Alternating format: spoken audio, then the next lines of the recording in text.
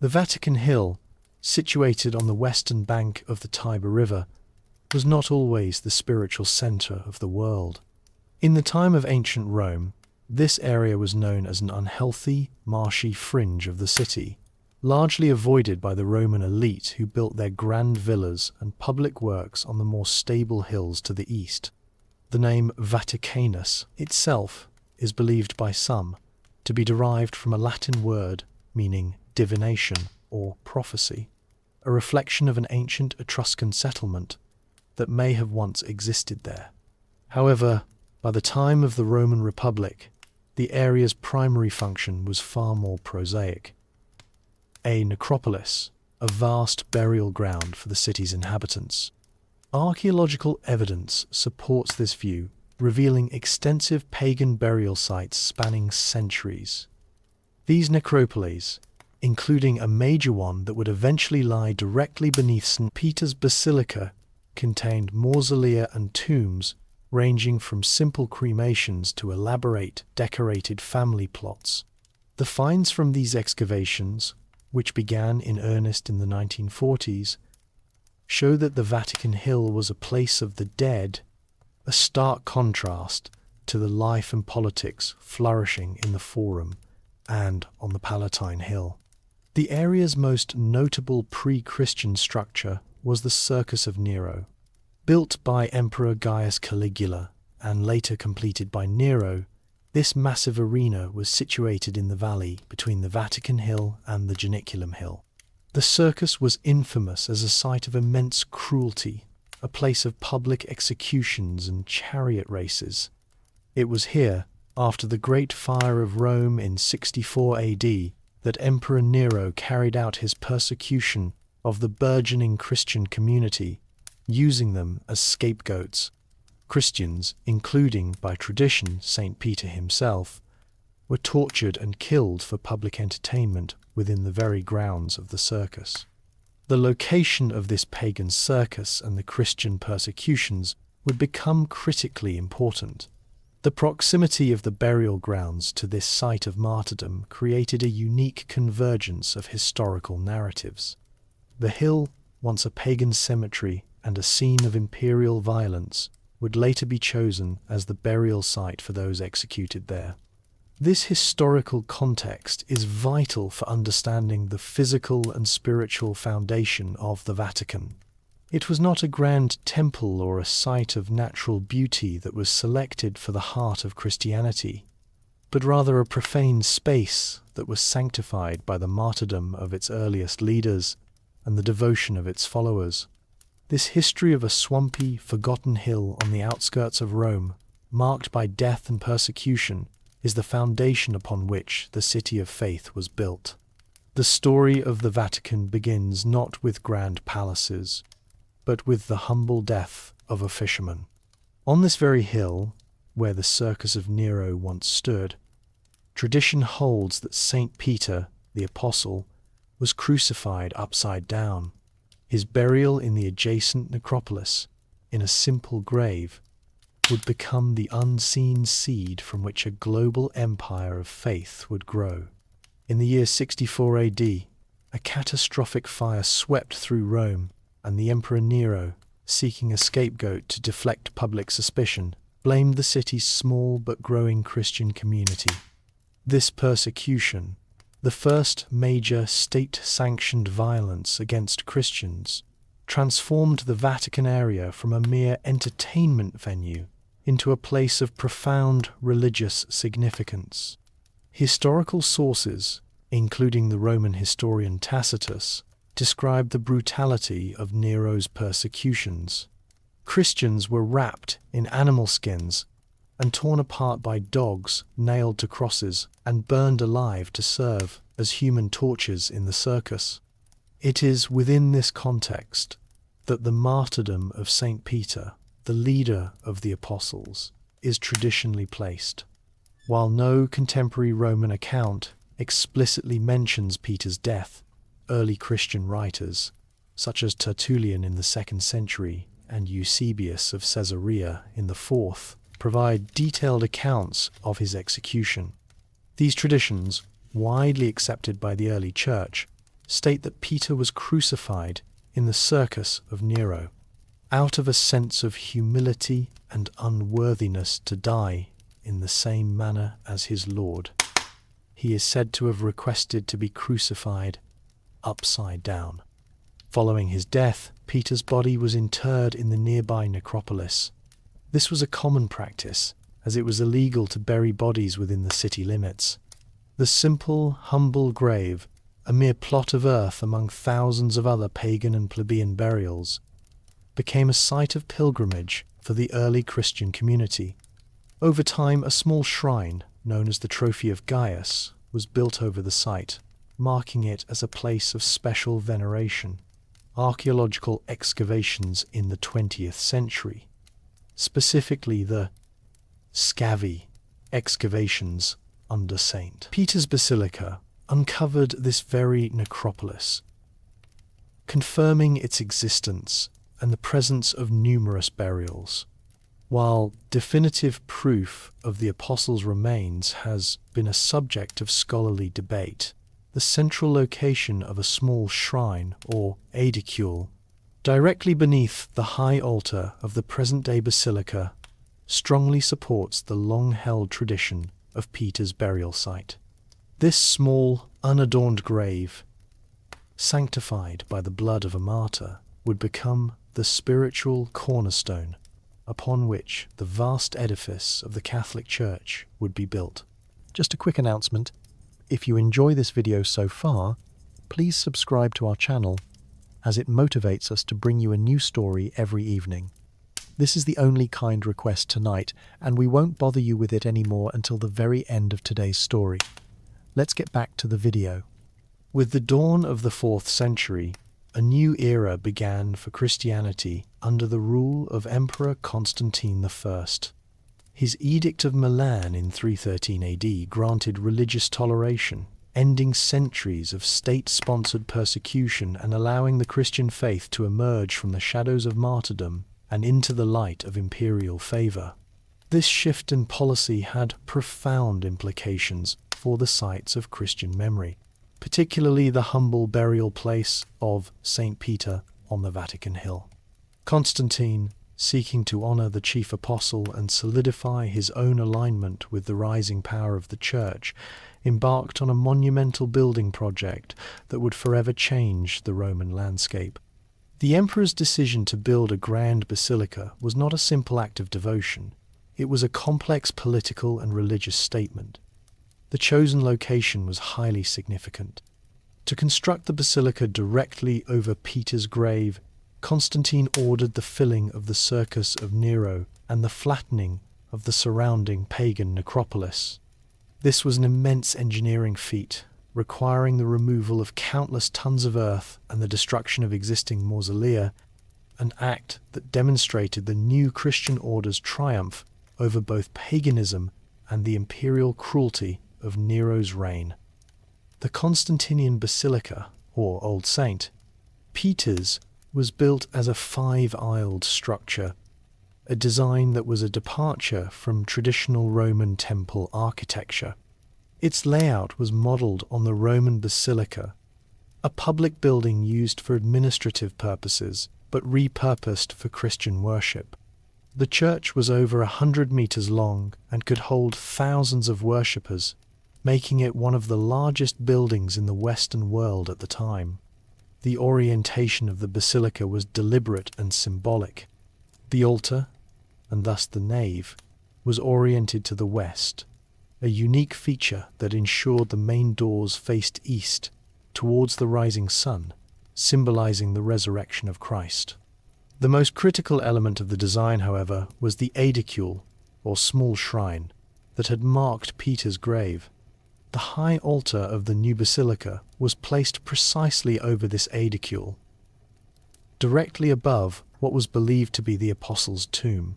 This act solidified the spiritual link between the building, the apostle, and the authority of the Bishop of Rome as his successor. It made the basilica a physical embodiment of the apostolic succession. The construction of Old St. Peter's required enormous resources, both financial and material. Marble, stone, and columns were repurposed from older Roman buildings, a practice that was both practical and symbolic of Christianity's inheritance of the classical tradition. For over a millennium, Old St. Peter's would serve as the most important church in Christendom. It was the site of papal coronations, imperial anointings, and countless pilgrimages. The basilica's existence was a permanent, monumental marker of the Roman Church's spiritual core and a testament to the power of a once persecuted faith that had become the religion of the Roman Empire. Its foundations would later serve as the basis for the present-day St. Peter's Basilica, continuing its architectural and spiritual legacy. As the Western Roman Empire faltered and its secular power receded, the Bishop of Rome, the spiritual successor to Peter, began to fill the void. He was no longer just a shepherd of souls, but a diplomat, a judge, and a provider of food. His influence, initially based on spiritual primacy, expanded into a de facto political authority, laying the groundwork for a new form of power. By the 4th and 5th centuries, the once unassailable secular authority of Rome was in a state of profound and irreversible decline. The imperial capital was moved from Rome to Milan, and later to Ravenna, leaving the city itself under the increasingly fragmented control of a weak central government. Military threats from barbarian tribes, including the Visigoths, Vandals, and Huns, became a constant reality, forcing the Roman populace to look for new sources of leadership and protection. In this power vacuum, the Bishop of Ramitha, Pope, began to emerge as a key figure of stability and authority. His legitimacy was not derived from military strength or imperial decree, but from the spiritual authority of the Petrine doctrine, which posited that he was the direct successor to St. Peter, the apostle to whom Christ had given the keys to the kingdom of heaven. This spiritual claim gave him a unique moral standing that transcended the shifting loyalties of secular rulers. The expansion of papal power was initially driven by practical necessity rather than overt political ambition. With the imperial administration in disarray, the Bishop of Rome assumed responsibilities that were once firmly in the hands of the state. He organized the distribution of grain to the city's starving population, a task that became critically important following the disruption of traditional supply lines from North Africa. He oversaw public works, funded the repair of aqueducts, and used the church's growing wealth to ransom prisoners taken by barbarian invaders. One of the most defining moments of this era was the leadership of Pope Leo I, often called the Great. In 452 AD, with the Huns led by Attila marching on Rome, Leo went out to meet the barbarian king in person. While the precise details of their meeting are debated by historians, Leo's successful negotiation, which led to Attila's decision to spare the city, cemented the Pope's reputation as a protector of Rome. This act demonstrated that the Bishop of Rome could wield a different kind of power based on moral suasion and diplomatic authority that was just as effective as military force. Following the final collapse of the Western Roman Empire in 476 AD, the papacy became the most significant and enduring institution in the former imperial capital. The Pope was the one figure who could negotiate with the new Germanic kings, and it was the Church, with its administrative structure and network of bishops, that preserved a semblance of social order and cultural continuity. This de facto political power, born of circumstance and earned through service, would lay the foundation for the Papal States and the papacy's role as a temporal sovereign for the next millennium. The sack of Rome by the Visigoths in 410 and the eventual collapse of the Western Roman Empire in 476 left the city in chaos. In the absence of an emperor, the Pope became the last remaining symbol of continuity and order. He negotiated with barbarian kings, organized relief efforts, and preserved the traditions of classical civilization, becoming an unwitting architect of medieval Europe. The decline of the Western Roman Empire was a protracted and complex process, culminating in a series of barbarian incursions that left the city of Rome vulnerable and its population desperate. The Visigothic sack of 410 AD, led by King Alaric, was a watershed moment. For the first time in nearly 8 centuries, the city of Rome was captured by a foreign enemy. While the physical destruction was not as severe as some later accounts would suggest, the psychological impact was profound, shattering the myth of Rome's invincibility. In the wake of this political and military collapse, the papacy emerged as a vital institution for the city's survival, with the imperial government and military largely ineffective or absent. The Bishop of Rome was the one figure with the resources and authority to act. Pope Innocent I, who was pope during the sack of 410, was a key figure in this transition. He used his position to negotiate with Alaric, and later with the Vandals who sacked the city in 455 AD. His diplomatic efforts, while unable to prevent the city's capture, did mitigate some of the violence and plunder, saving countless lives and invaluable artifacts. Beyond diplomacy, the papacy took on a multitude of secular responsibilities. The Church's extensive landholdings, particularly in Italy, became the primary economic engine for the city. The Pope oversaw the distribution of food from these estates, a task once handled by the imperial administration.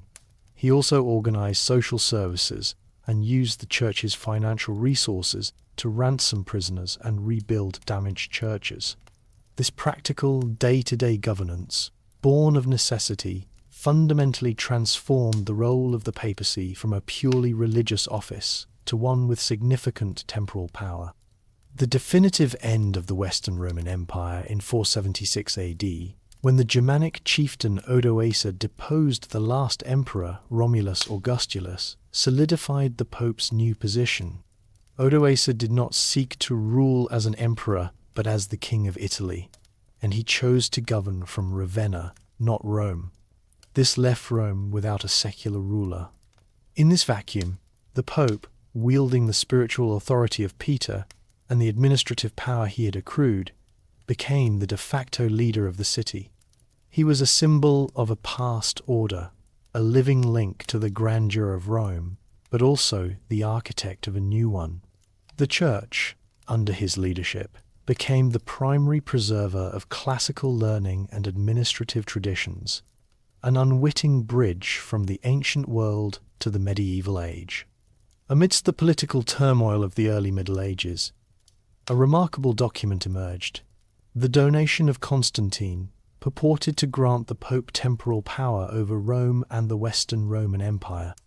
This forgery, though later exposed, provided the legal and moral justification for papal claims to secular rule, shaping the geopolitical ambitions of the papacy for centuries.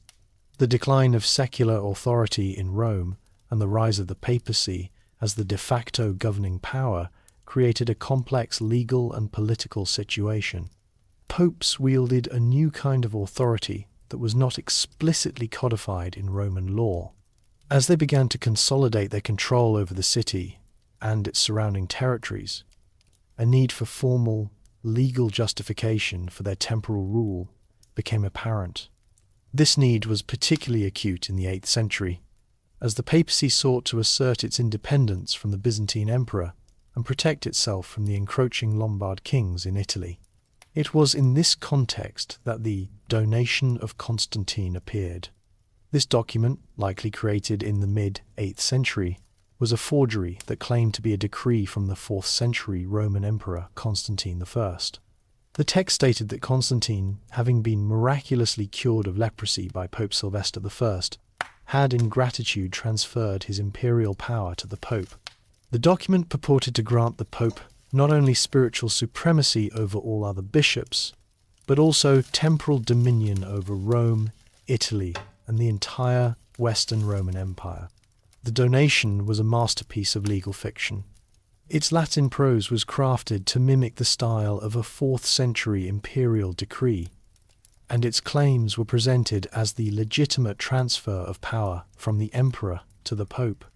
This document provided the papacy with a powerful tool to legitimize its growing secular authority. It allowed the popes to argue that their temporal rule was not a recent usurpation but a divinely sanctioned inheritance from the first Christian emperor. The donation was first used to justify the papacy's alliance with the Frankish king Pepin the Short, and it formed the ideological basis for the creation of the Papal States in 756 AD. For centuries, it was accepted as a genuine document and cited as a legal precedent by popes seeking to assert their power over secular rulers, most famously during the investiture controversy. It was not until the 15th century, during the Renaissance, that humanist scholars, most notably Lorenzo Valla, used philological analysis to prove that the document was a forgery, citing anachronistic language and political references that could not have existed in the 4th century. Despite its later exposure, the donation of Constantine had already served its purpose, providing the legal and moral scaffolding for the papacy's transition from a spiritual leader to a temporal sovereign. As the Lombards encroached upon Rome, threatening the city and the pope's authority, the papacy turned to the emerging power of the Frankish kingdom. Pope Stephen II crossed the Alps in a desperate plea for aid, an act that symbolized the papacy's shift from reliance on the defunct Byzantine Empire to a new, powerful protector in the West. By the 8th century, the Byzantine Empire's ability to maintain control over its Italian territories, including Rome, had significantly diminished. Preoccupied with threats from the Islamic Caliphate in the east, Constantinople could offer little military support to the Exarchate of Ravenna, the administrative centre of Byzantine Italy. This imperial weakness created a power vacuum that the Lombards, a Germanic people who had established a kingdom in northern and central Italy since the late 6th century, were eager to exploit. The Lombards, under a series of aggressive kings, began systematically capturing former Byzantine territories. Their advance posed a direct and existential threat to the city of Rome and the Pope's de facto political authority. The papacy, which had previously relied on the Byzantine emperor as its nominal protector, found itself isolated and vulnerable. The Lombard king Aistulf, in particular, proved to be a formidable adversary.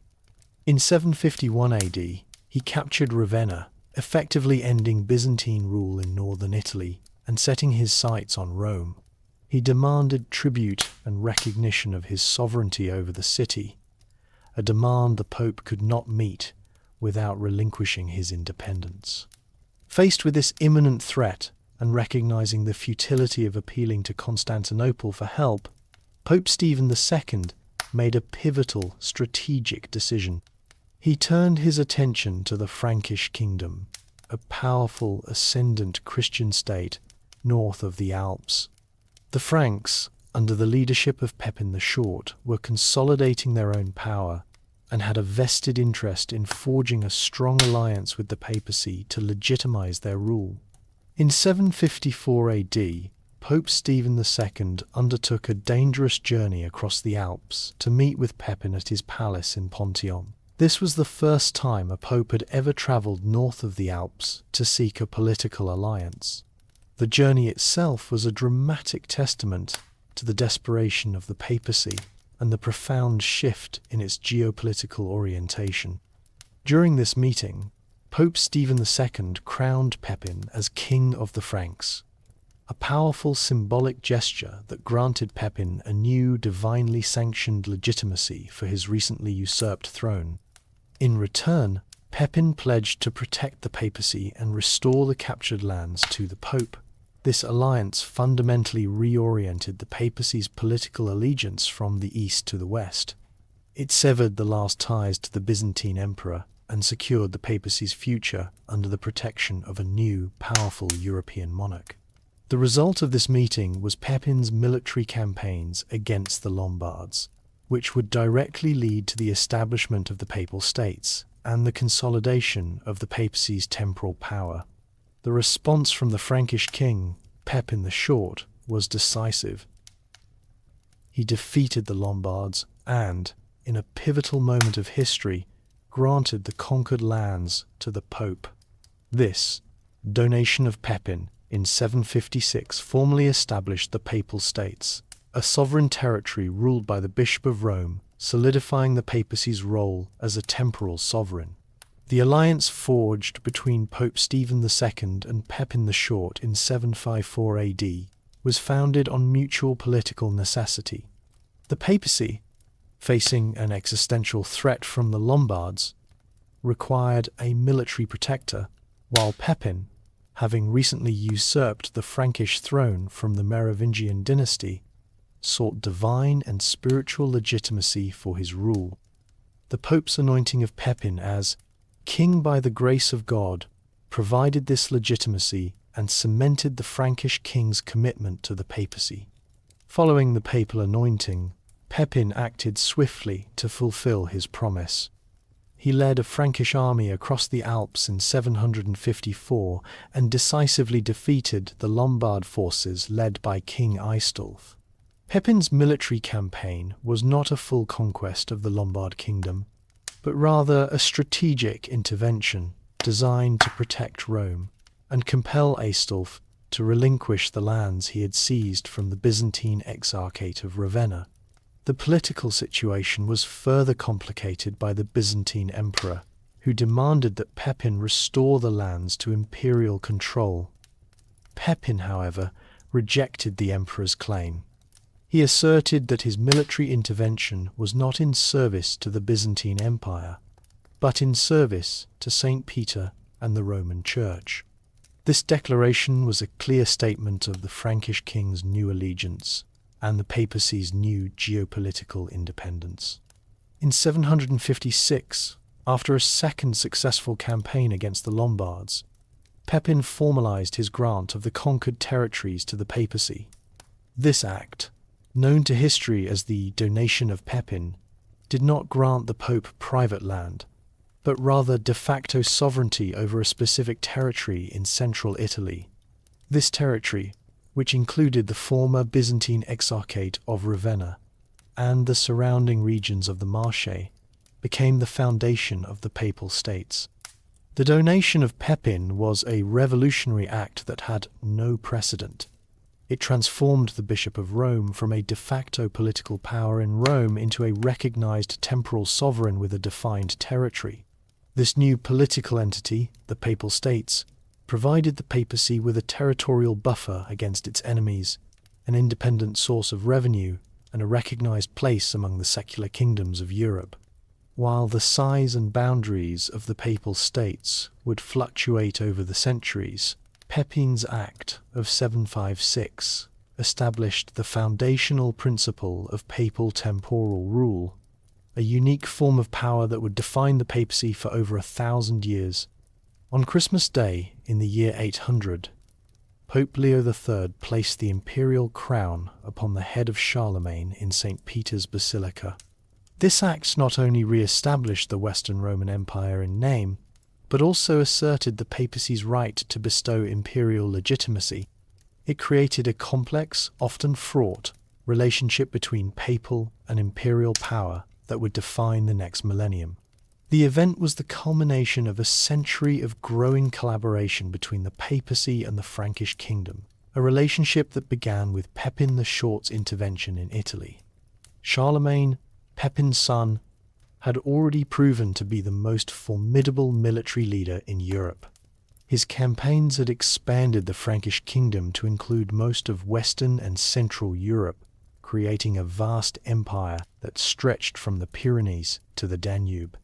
His military successes made him the de facto ruler of a territory larger than the old Western Roman Empire.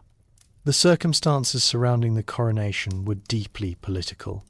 Pope Leo III, who had fled Rome after being brutally attacked and imprisoned by his enemies among the Roman aristocracy, was in a precarious position.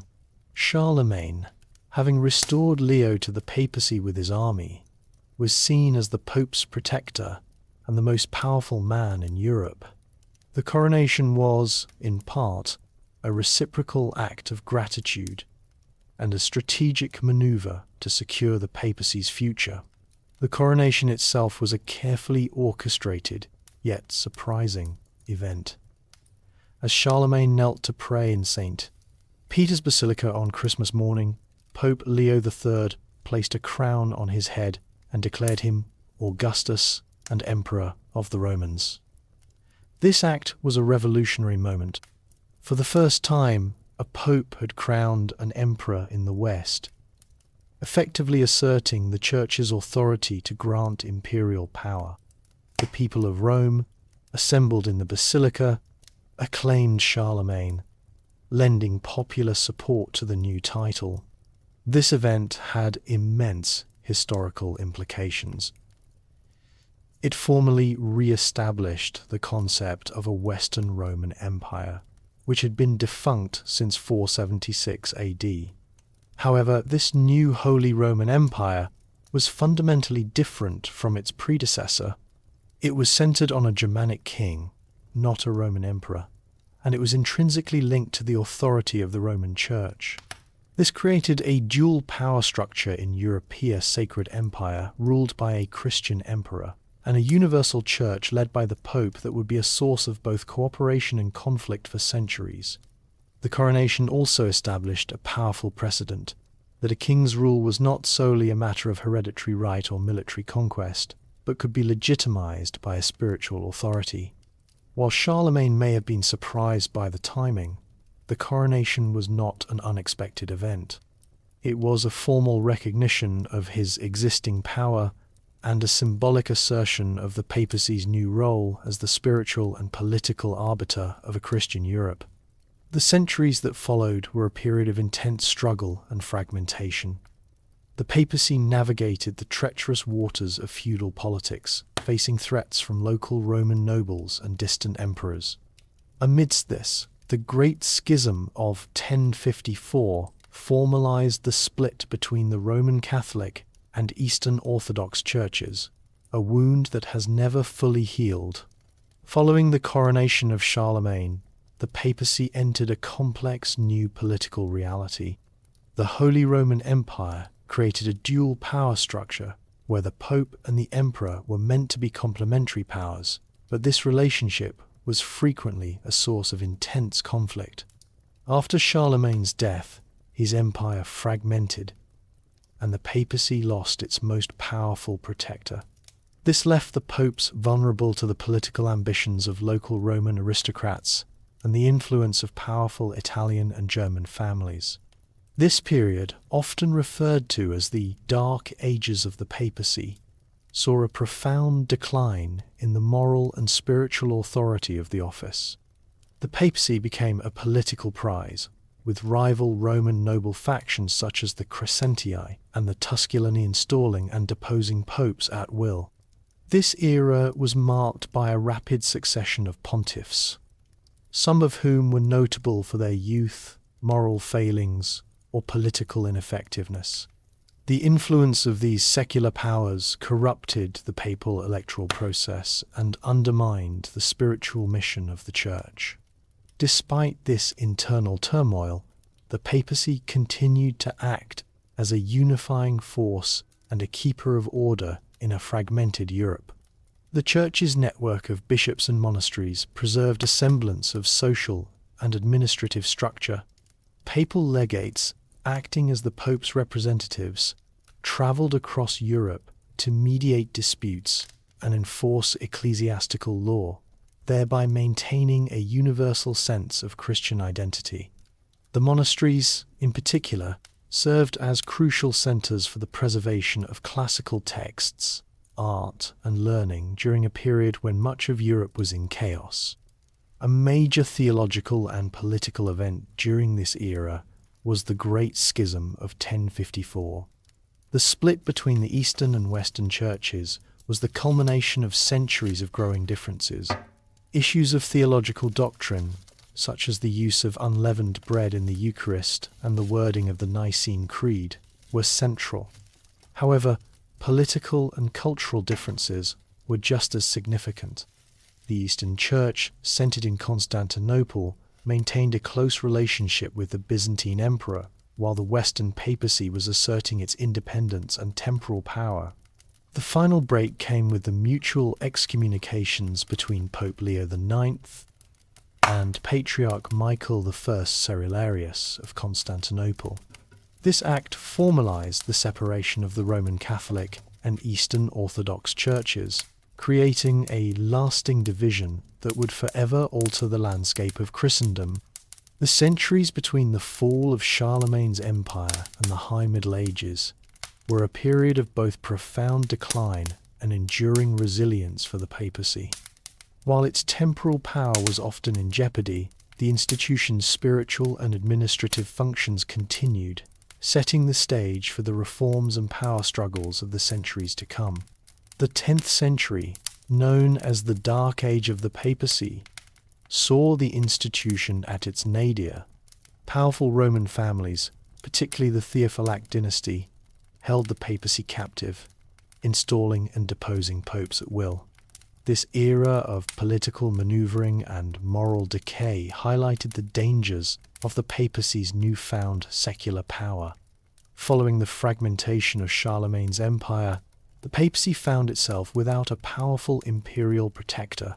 This power vacuum was quickly exploited by the local Roman aristocracy, who saw the papal office as a means to consolidate their own wealth and influence. The 10th century became a period of intense political infighting, where the papacy was effectively a prize in the struggle between rival noble houses. The most notorious of these families was the Theophylact dynasty, which dominated Roman politics for over 50 years. This family, through a combination of strategic marriages and military might, gained a controlling influence over the papal office. They installed their own family members and allies as popes, often with little regard for canonical law or moral fitness. The women of the family, particularly Theodora and her daughter Marozia, wielded immense power, orchestrating the elections of their lovers, sons, and grandsons to the papal throne. This period is often referred to by later historians as the pornocracy, due to the perceived moral depravity and sexual politics that characterized the papal court. The papacy was systematically corrupted. Popes were often installed and deposed in rapid succession, sometimes reigning for only a few months. The criteria for elevation to the papal throne became a matter of familial connections and political loyalty rather than spiritual piety or theological expertise. The result was a series of pontiffs, some of whom were still in their youth, whose reigns were marked by incompetence and scandal. Pope John XI, for example, was the son of Marozia and possibly Pope Sergius III, while his successor, Pope John XII, was notorious for his debauchery and political intrigue. This period of profound moral and spiritual decline was a direct consequence of the papacy's growing temporal power. The desire to control the papal states and the immense wealth that came with the papal office transformed the spiritual head of the church into a secular prince. The influence of these Roman families corrupted the papal electoral process, which was at this time still in a nascent and uncodified state. Papal elections were often decided by backroom deals, intimidation, and bribery, rather than by a free and fair vote of the clergy. The Dark Age of the papacy ultimately demonstrated the inherent risks of the papacy's entanglement in temporal politics. It highlighted the profound tension between the Pope's spiritual mission and his role as a secular ruler. The corruption and political chaos of the 10th century would eventually lead to a widespread demand for reform from within the Church, paving the way for a new era of papal power and authority. The intervention of Otto the Great, the Holy Roman Emperor, brought an end to the Dark Age. He reasserted imperial authority, demanding that papal elections be approved by the emperor. This arrangement, while restoring a semblance of order, also entangled the papacy in a power struggle with the empire, a conflict that would soon erupt in a far greater crisis. The 10th century, a period of profound papal corruption and political chaos, had left the Roman papacy vulnerable and morally compromised. With rival noble families controlling the papal office, the spiritual authority of the Church was at a dangerous low, and calls for reform were growing from across Europe. The solution to this internal crisis would come from a powerful external force: the emerging Ottonian dynasty of Germany. Otto I, a skilled military leader and administrator, had consolidated his power in Germany and was eager to assert his influence over Italy. He saw the corrupt state of the papacy not only as a theological problem, but also as a political opportunity to legitimize his rule and extend his imperial authority. In 962 AD, Otto marched into Italy to support Pope John XII, a controversial figure who had been installed by his own powerful family against a rival king. In return for his military support, Otto was crowned Holy Roman Emperor by the Pope in St. Peter's Basilica, an act that revived the imperial tradition of Charlemagne and established a powerful alliance. However, Otto's support came with a heavy price for the papacy. The emperor, seeking to prevent a return to the chaos of the preceding decades, issued the Privilegium Ottonianum. This document, in essence, reasserted the emperor's authority over the papal states and, most critically, stipulated that no papal election was to be consecrated without the emperor's prior consent. This act fundamentally altered the relationship between papal and imperial power. It formally established the Holy Roman Emperor as the ultimate arbiter of papal legitimacy, bringing an end to the local noble family's control over the papacy. Otto's intervention, while bringing a semblance of order to Rome, was not a selfless act of piety. It was a calculated move to secure imperial dominance in Italy and to prevent the papacy from ever again becoming a tool of local Roman factions. The immediate effect was a stabilization of the papal office. The popes who followed were generally more competent and less corrupt than their 10th century predecessors. However, the Privilegium Ottonianum also created a profound and lasting tension. The papacy, which had fought for centuries to establish its independence from secular powers, now found itself subordinate to a new imperial authority. This arrangement, which made the papacy a dependency of the Holy Roman Empire, was the source of a new and greater conflict. The question of who held the ultimate authority, the Pope or the Emperor, would not be resolved by Otto. Instead, it would fester for decades, eventually erupting in the 11th century as the monumental investiture controversy, a colossal struggle for power. The investiture controversy pitted Pope Gregory VII against Emperor Henry IV. The core issue was who held the right to appoint bishops and other church officials.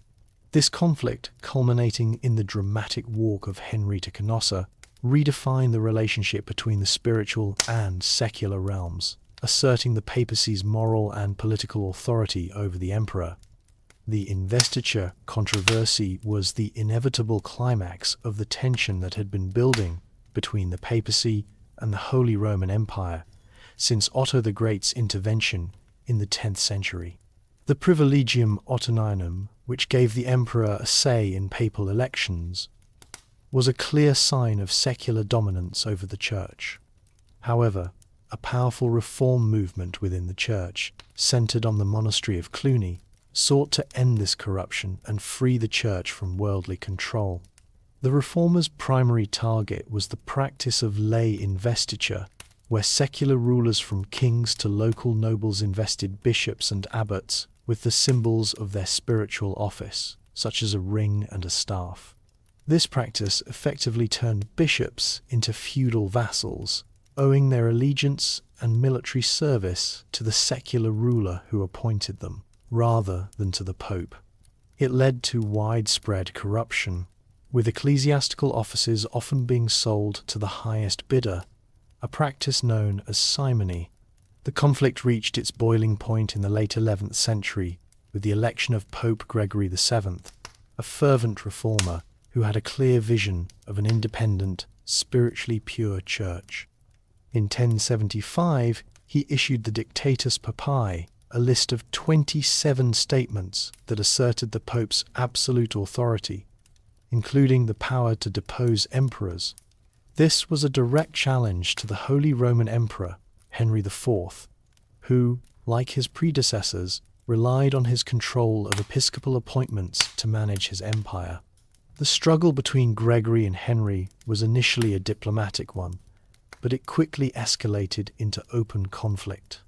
When Henry, in defiance of the Pope, appointed his own bishop in Milan, Gregory excommunicated him, a move that stripped the emperor of his divine legitimacy and freed his subjects from their oaths of loyalty.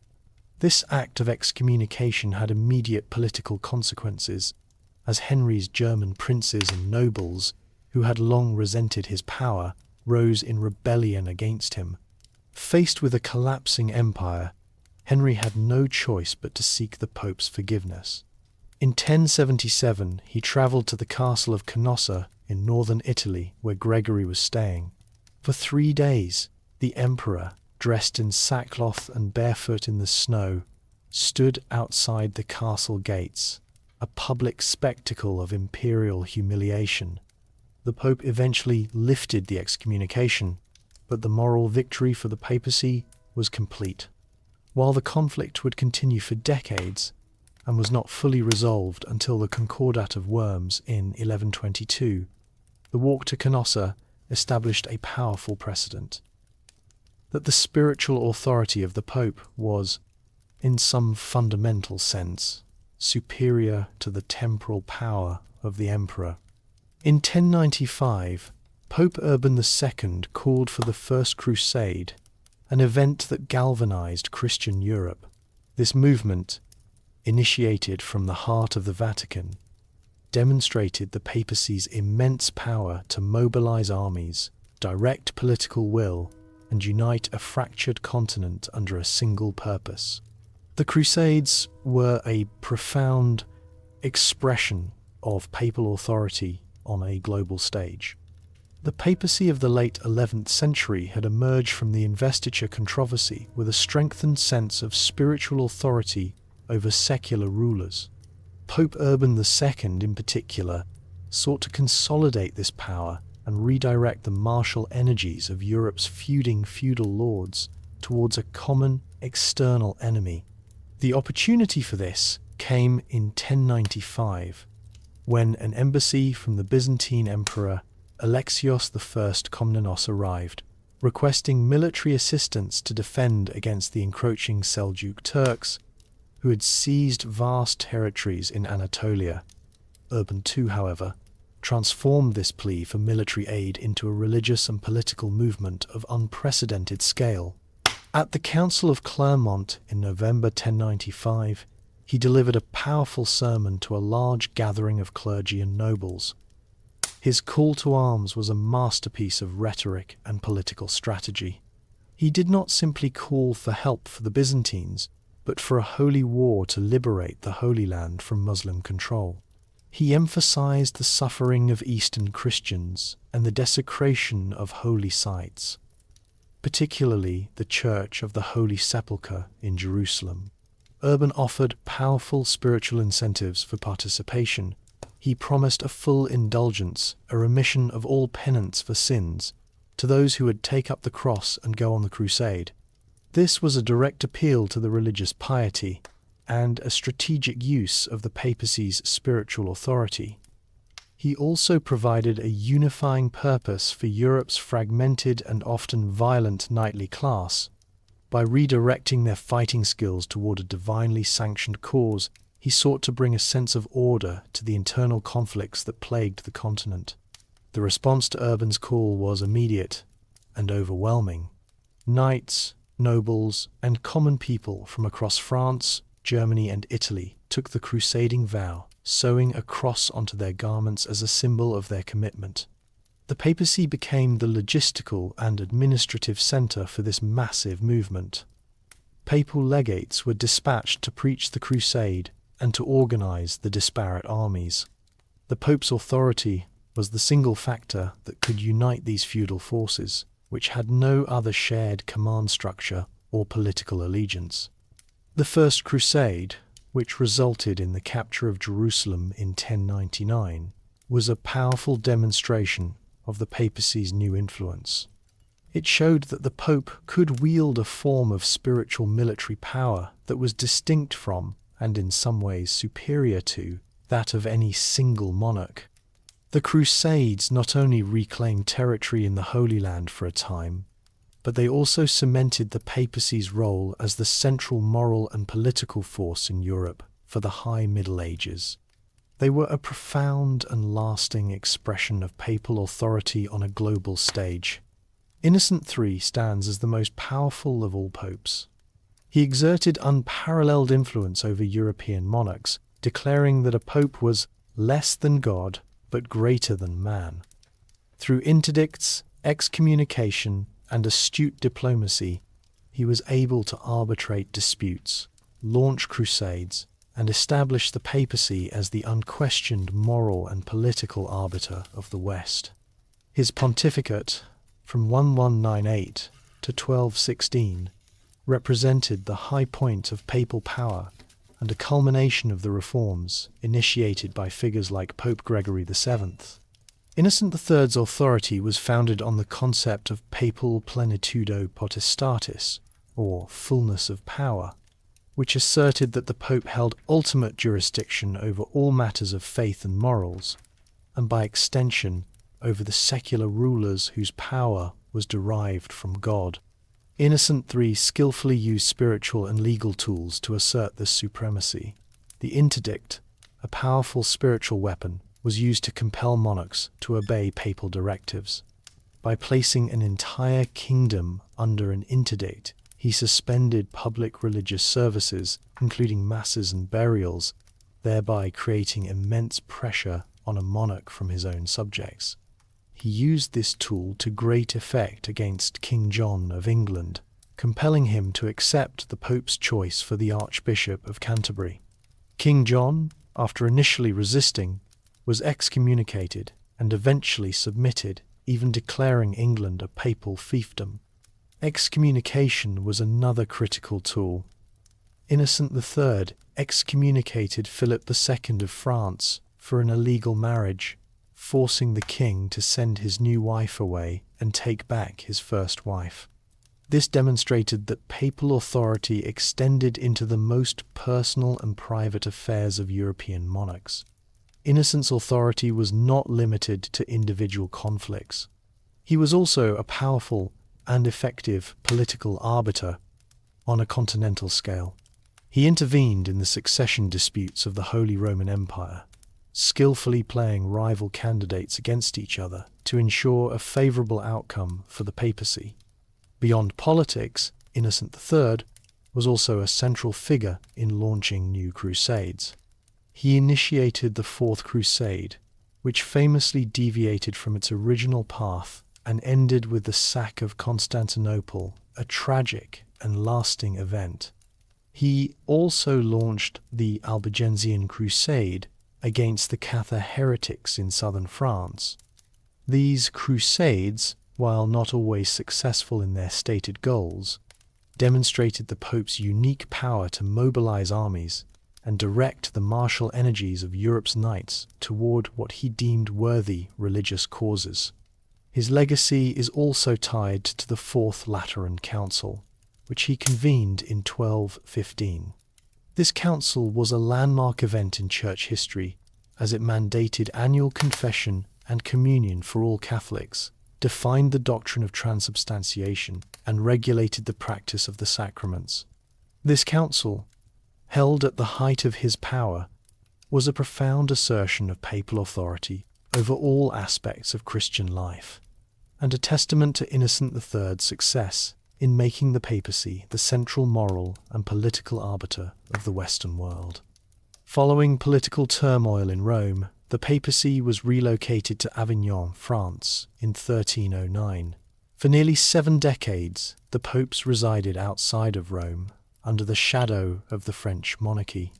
This Babylonian captivity severed the papacy from its historical roots and damaged its authority in the eyes of many Christians, paving the way for further schism.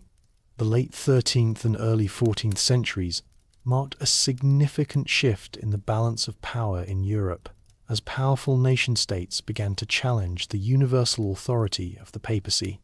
The climax of this conflict came during the pontificate of Pope Boniface VIII, who issued the papal bull Unam Sanctam in 1302, a radical assertion of papal supremacy over all secular rulers.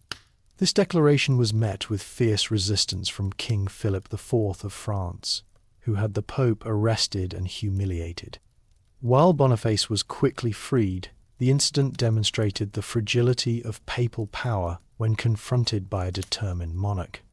The death of Pope Boniface VIII and his immediate successors left the papacy in a weakened state. In 1305, a French cardinal was elected pope, taking the name Clement V.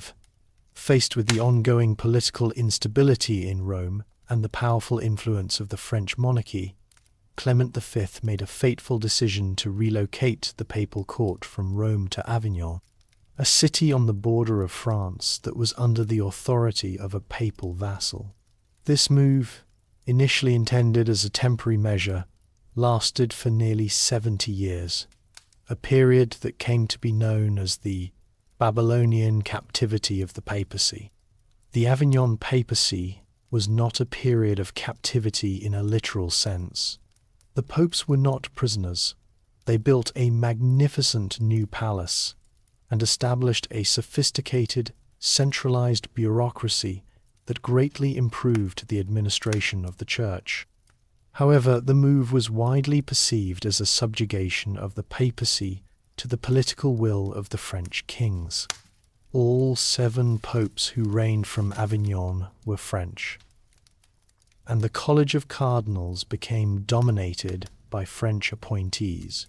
This French influence alienated other European powers, particularly England and the Holy Roman Empire, who saw the papacy as a tool of their political rival. The residency in Avignon had significant consequences for the papacy's authority and finances. The popes, separated from the vast estates of the papal states, had to find new ways to fund their lavish courts. This led to a dramatic increase in papal taxation, simony, and the sale of indulgences, practices that would later become a major source of complaint for reformers. The absence from Rome, the spiritual and historical home of the papacy, also eroded the Pope's moral standing. Many Christians, including prominent figures like Petrarch, saw the move as a betrayal of the papacy's Petrine mission. This widespread discontent would fuel the demand for the papacy's return to Rome, and when it finally occurred in 1377, it did not bring peace, but an even greater crisis. The return of the papacy to Rome in 1377 did not bring peace. A dispute over papal legitimacy led to the election of a rival pope and eventually a third claimant. The Great Western Schism saw 3 separate popes, each with their own court and supporters, all claiming to be the true successor of Peter. This period of chaos fundamentally undermined the credibility of the papacy. The long absence of the papacy from Rome, a period known as the Babylonian captivity, had left the city in a state of political and economic decay. When Pope Gregory XI finally returned to Rome in 1377, he was met with a city in disarray. He died shortly after his return, setting the stage for a dramatic and catastrophic succession crisis. The papal conclave of 1378 was held under immense pressure from the Roman populace, who feared that a foreign-born pope would return the papacy to Avignon. The cardinals, most of whom were French and favoured a return to Avignon, were intimidated by a mob demanding the election of a Roman, or at least an Italian pope. Under these circumstances, the cardinals elected an Italian archbishop who took the name Urban VI. His election was initially accepted by all cardinals, and he was publicly acclaimed as Pope. However, Urban VI proved to be an abrasive and tyrannical figure, alienating the cardinals with his harsh criticisms and demands for reform. The French cardinals, regretting their choice and claiming the election was invalid due to mob intimidation, retreated to Anagni. There, they declared Urban VI's election void and elected a new pope, a French cardinal who took the name Clement VII. He established his court back in Avignon. The church was now divided into two factions, each with a legitimate-sounding claim to the papacy. This was not a heresy or a doctrinal dispute, but a crisis of authority and legitimacy. This division, which came to be known as the Great Western Schism, saw Europe split along political and national lines. France, Scotland, Castile, and Aragon supported the Avignon Pope, while England, the Holy Roman Empire, and most of Italy supported the Roman Pope. For decades, both popes excommunicated one another and vied for political and financial support. This period of dual papacy was a profound scandal that damaged the papacy's moral authority in the eyes of many Christians. It created immense confusion, as no one could be certain who the true successor of Peter was. To resolve the crisis, a council was convened in Pisa in 1409. This council, known as the Council of Pisa, attempted to depose both popes and elected a third, Alexander V. However, neither of the existing popes would accept the council's authority, resulting in a disastrous situation with three competing popes. This period of profound institutional chaos would require a new, more powerful solution, leading to the Council of Constance and the final resolution of the schism. Convened to end the schism, the Council of Constance 1418 represented a dramatic assertion of conciliar authority over papal power. The council deposed all three popes and elected a new one, successfully reunifying the Church. This event, however, also raised thorny questions about the ultimate source of authority within the Church. The Great Western Schism had devolved into a crisis of unprecedented institutional chaos, with the disastrous Council of Pisa only exacerbating the problem by creating a third papal claimant. By the early 15th century, Europe was home to three popes, each with their own court, cardinals, and political supporters. This situation was untenable, undermining the credibility of the papacy and creating profound confusion and division among the faithful. The solution to this crisis would not come from the popes themselves, but from the combined political and ecclesiastical power of Europe's princes and bishops. Emperor Sigismund of the Holy Roman Empire, a secular ruler with a vested interest in a unified and stable church, became the driving force behind a new, more powerful council. He convinced the three papal claimants to agree to a new council in the city of Constance, a neutral territory. The Council of Constance, which opened in 1414, was a landmark event. It was not merely a gathering of bishops, but a massive diplomatic assembly, with representatives from all of Europe's major kingdoms, universities, and religious orders. Its sheer size and political weight made it a more effective body than any council before it. The council's primary goal was to heal the schism, but to do so, it had to confront the fundamental question of authority. In 1415, the council issued the decree Haec Sancta, which declared that a general council had authority directly from Christ and was, in some fundamental sense, superior to the Pope. This was a radical assertion of conciliarism, a theological and political theory that sought to transform the monarchical structure of the papacy into a more constitutional form. With this decree as its legal foundation, the council proceeded to address the schism. They successfully deposed the three rival popes. John XII, the 13th, the Pisan Pope, was arrested and imprisoned. Gregory XII, the Roman Pope, voluntarily abdicated, and Benedict XIII, the Avignon Pope, was formally deposed after refusing to cooperate. With the papal throne vacant, the council turned to the task of electing a new single pope.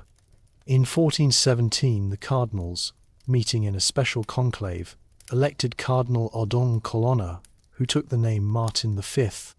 His election was met with universal acclaim, and with his reign, the Great Western Schism was officially brought to an end. The council had successfully restored unity to the Church, but in doing so, it had raised profound questions about the ultimate source of authority within the Church. The question of whether the Pope or a council was the supreme power was not definitively resolved at Constance. This unresolved tension would continue to animate theological and political debate for the next century, ultimately contributing to the crisis of the Reformation. The Council of Constance gave rise to the conciliar movement, a theological and political theory that argued a general council of bishops had authority superior to that of the Pope. For a time, it seemed as if the papacy might transition into a constitutional monarchy. This movement, however, was ultimately defeated, allowing for the restoration of papal absolutism. The Great Western Schism had exposed the inherent weaknesses of a papacy that was unchecked by any external authority. The crisis of three rival popes had led many within the Church to conclude that the only viable solution was to limit the Pope's power through a more representative body. The Council of Constance, by successfully deposing and electing popes, had provided a powerful precedent and a legal foundation for this idea. The conciliar movement found its most powerful expression in the Council of Constance's decree Haec Sancta and the subsequent decree Frequens. While Haec Sancta established the Council's superiority in principle, Frequens mandated that councils should be held at regular intervals, a mechanism designed to institutionalize conciliar power and prevent the recurrence of papal abuses. This was a direct attempt to transform the papacy from a supreme monarchy into a form of constitutional monarchy, where the Pope's power would be balanced by the authority of a representative council. However, the movement's success was short-lived. The newly elected Pope Martin V, who had been elevated by the very council that asserted its authority over him, was a shrewd political operator. He immediately set about restoring papal absolutism and undermining the principles of conciliarism. He refused to call councils as frequently as the Frequens decree demanded, and when councils were convened, he skillfully manipulated their agendas to assert papal dominance. The tension between papal power and conciliar authority reached a new crisis point in the mid-15th century at the Council of Basel. This council, convened by Pope Martin V's successor, Eugene IV, was initially intended to deal with the Hussite heresy and church reform. However, a faction of conciliarists at the council asserted their independence from the Pope and attempted to depose him. Eugene IV, in response, dissolved the council, but the conciliarists refused to disperse and instead elected their own antipope, creating a minor schism that lasted for a decade. This event, however, demonstrated the movement's fatal flaw. Without the support of the great European powers, it could not enforce its decrees. The secular rulers, who had been instrumental in the success of the Council of Constance, had little interest in a weak papacy that could not be used as a political tool. By the mid-15th century, the papacy, having successfully navigated the threat of conciliarism, was able to restore its monarchical structure. The popes of the Renaissance, no longer constrained by the fear of a rival council, were free to act as absolute rulers of the Church and as powerful temporal princes of the papal states. This restoration of papal absolutism, while it ended the schism, also set the stage for the corruption and abuse of power that would spark the next great crisis in Christendom, the Protestant Reformation. As the Papal States grew in size and political importance, the popes became increasingly entangled in worldly affairs. Popes commanded armies, engaged in territorial conflicts, and secured their domains through military might. This era saw the papacy transform into a Renaissance city-state, using force to protect and expand its temporal holdings. The establishment of the Papal States in the 8th century had transformed the Bishop of Rome from a spiritual leader into a temporal sovereign. For centuries, the popes relied on the military protection of powerful allies, such as the Frankish kings and Holy Roman emperors, to defend their territories. However, by the late Middle Ages and into the Renaissance, this reliance on external powers became increasingly problematic, as it subjected the papacy to the political whims of its protectors.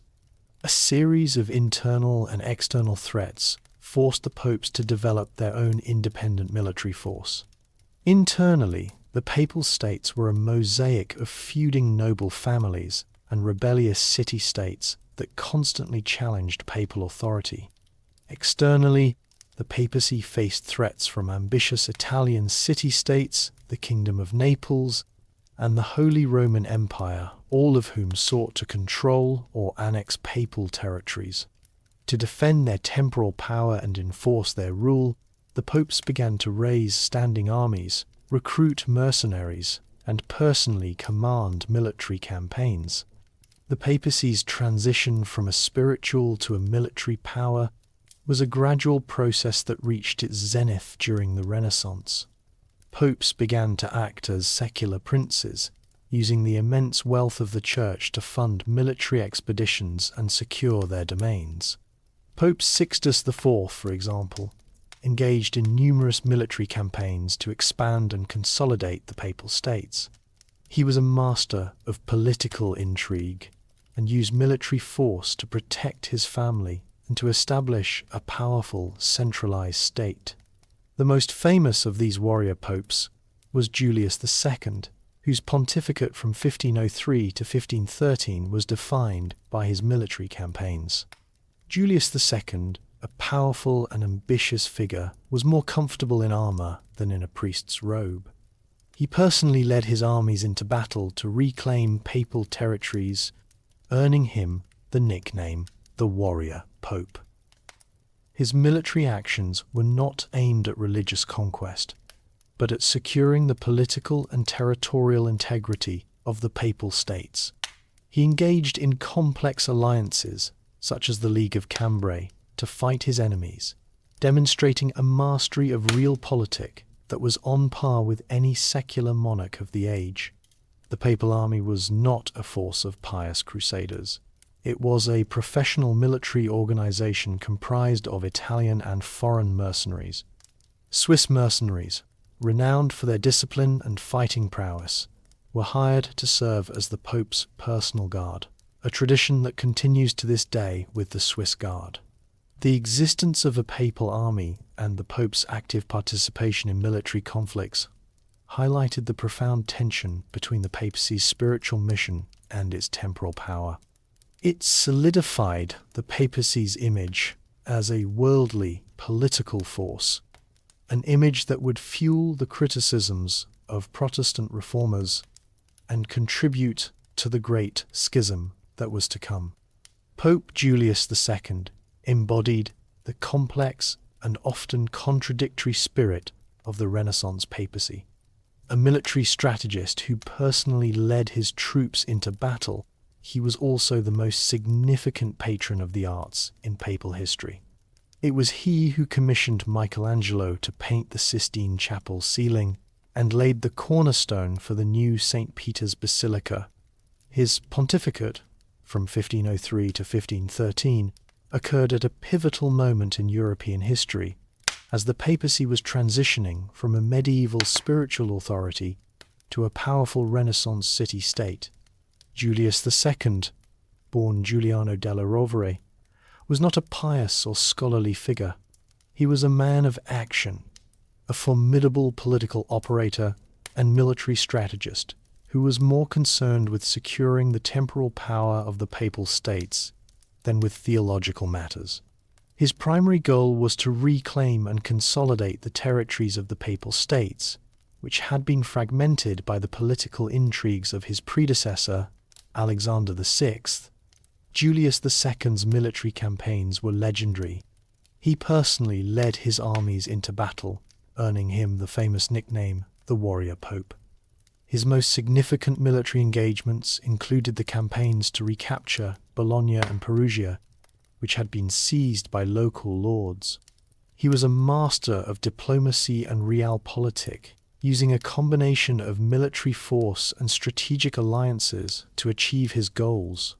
He was a central figure in the League of Cambrai, a powerful anti-Venetian alliance, and later formed the Holy League to drive French forces out of Italy.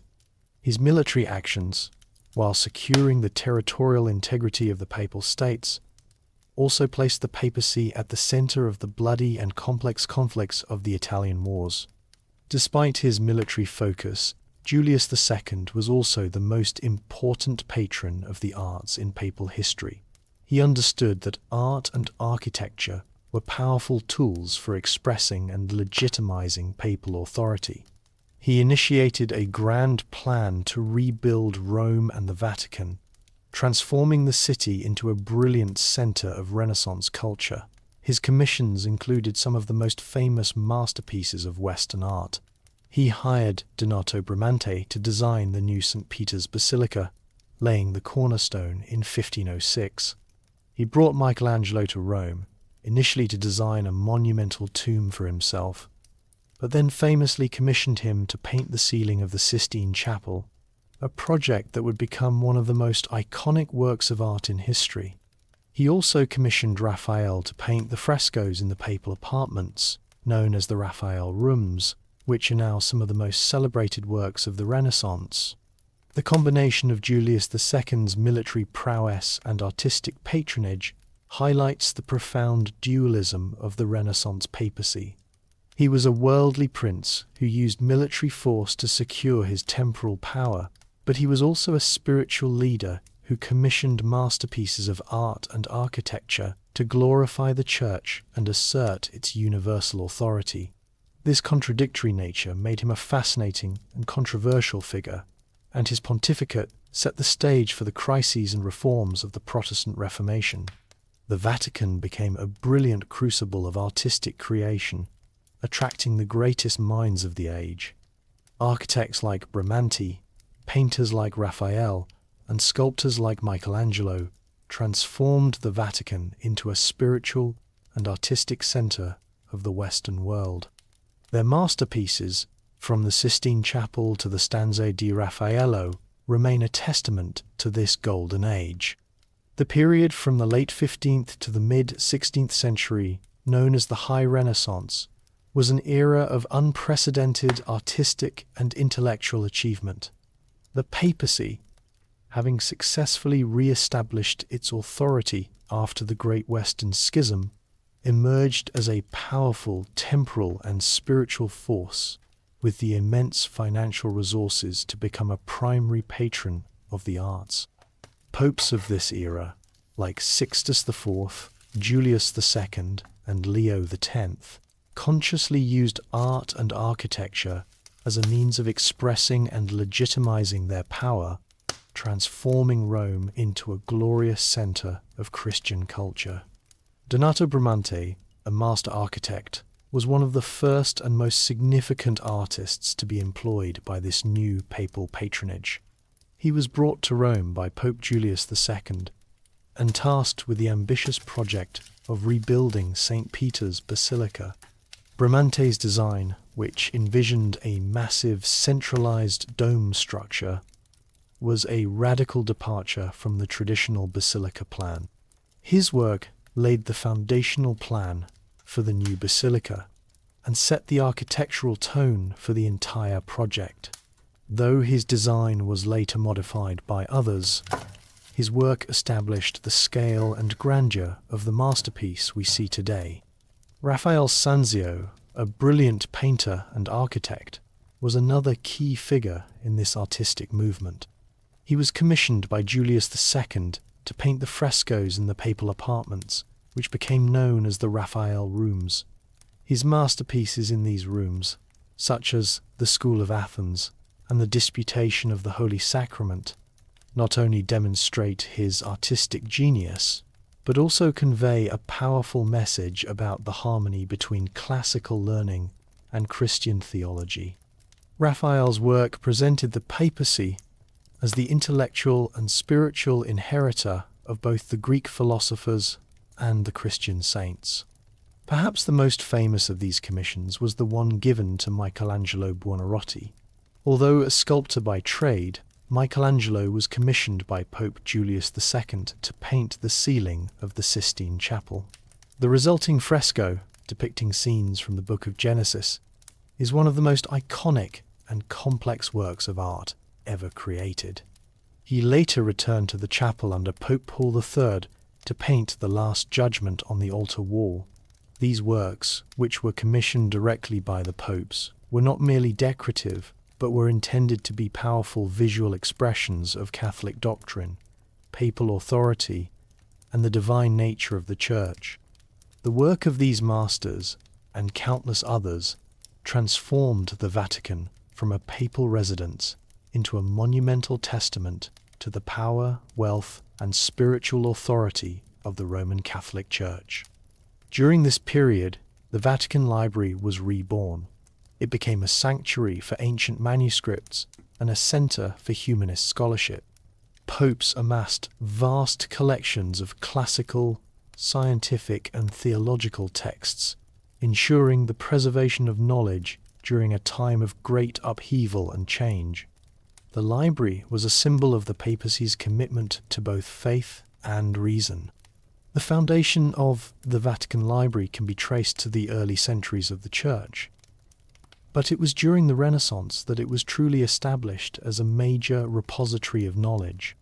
The popes of this era, having successfully reasserted their authority, embraced humanism and sought to present the papacy as the heir to both the classical and Christian traditions. They saw the collection of ancient texts not only as a means of preserving knowledge, but also as a way to enhance papal prestige and legitimize their role as intellectual leaders of Christendom. The systematic growth of the library began in the 15th century under Pope Nicholas V. He was a passionate humanist who envisioned the library as a public institution, a universal collection of all known works, pagan and Christian alike. Nicholas V and his successors, particularly Sixtus IV, embarked on an ambitious program of manuscript acquisition. They sent agents across Europe to purchase or copy ancient Greek, Latin, and Hebrew manuscripts. The library grew at an astonishing rate, accumulating thousands of volumes of theological, philosophical, scientific, and literary works. In 1475, Pope Sixtus IV officially founded the Vatican Library in its modern form, moving the collection into a dedicated space within the Apostolic Palace. He appointed the humanist scholar Bartolomeo Platina as the first librarian and opened the library to scholars for research and study. This was a revolutionary act, as most medieval libraries were private and closed to the public. Sixtus IV's decision to open the library was a clear statement of the papacy's new commitment to humanistic ideals and its role as a patron of learning. The library's collection was not limited to theological texts. The popes and their librarians, many of whom were renowned humanists, actively sought out classical works by authors such as Cicero, Virgil, and Plato. They also collected texts on mathematics, astronomy, and medicine, demonstrating a commitment to a broad range of knowledge. This was a crucial period for the preservation of these ancient texts. With the decline of many monasteries and the political instability of the era, many classical manuscripts were in danger of being lost forever. The Vatican Library, with its extensive resources and commitment to preservation, became a sanctuary for these works, ensuring their survival for future generations. The library, therefore, was not merely a collection of books. It was a powerful symbol of the papacy's commitment to both faith and reason. a bridge between the classical and medieval worlds. The old Constantinian basilica was in disrepair. Julius II initiated a grand plan to replace it with a new monumental structure that would symbolize papal power and the strength of the church.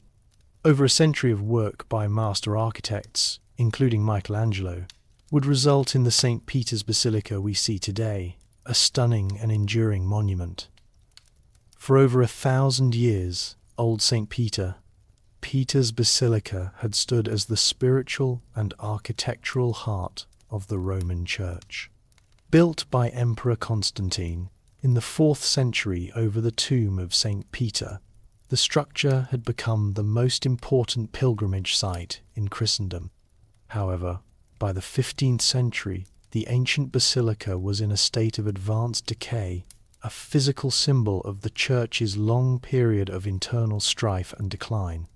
The popes of the Renaissance, having re-established their power and returned to Rome, saw the need for a new, grander structure that would reflect the renewed authority and glory of the papacy. The ambition to rebuild the basilica reached its zenith under Pope Julius II. In 1506, he laid the cornerstone for a new basilica, a project that was a profound statement of papal power. Julius II's plan was not to simply repair the old church, but to replace it with a monumental structure that would surpass all other Christian buildings in grandeur and scale. He hired the most brilliant architect of his age, Donato Bramante, to design the new basilica. Bramante's design was a radical departure from the traditional Latin cross plan of Old St. Peter's. He envisioned a massive, centralized structure with a colossal dome, a masterpiece of Renaissance architecture inspired by classical Roman and Greek designs. The project, however, was not without controversy. The immense cost of construction, particularly the sale of indulgences to fund the project, would become a major catalyst for the Protestant Reformation. The initial plan to demolish the ancient Constantinian basilica, a building of immense historical and religious importance, was also a source of criticism. After Bramante's death, a succession of architects, including Raphael and Antonio da San Gallo the Younger, were tasked with the project, each adding their own modifications to the original design.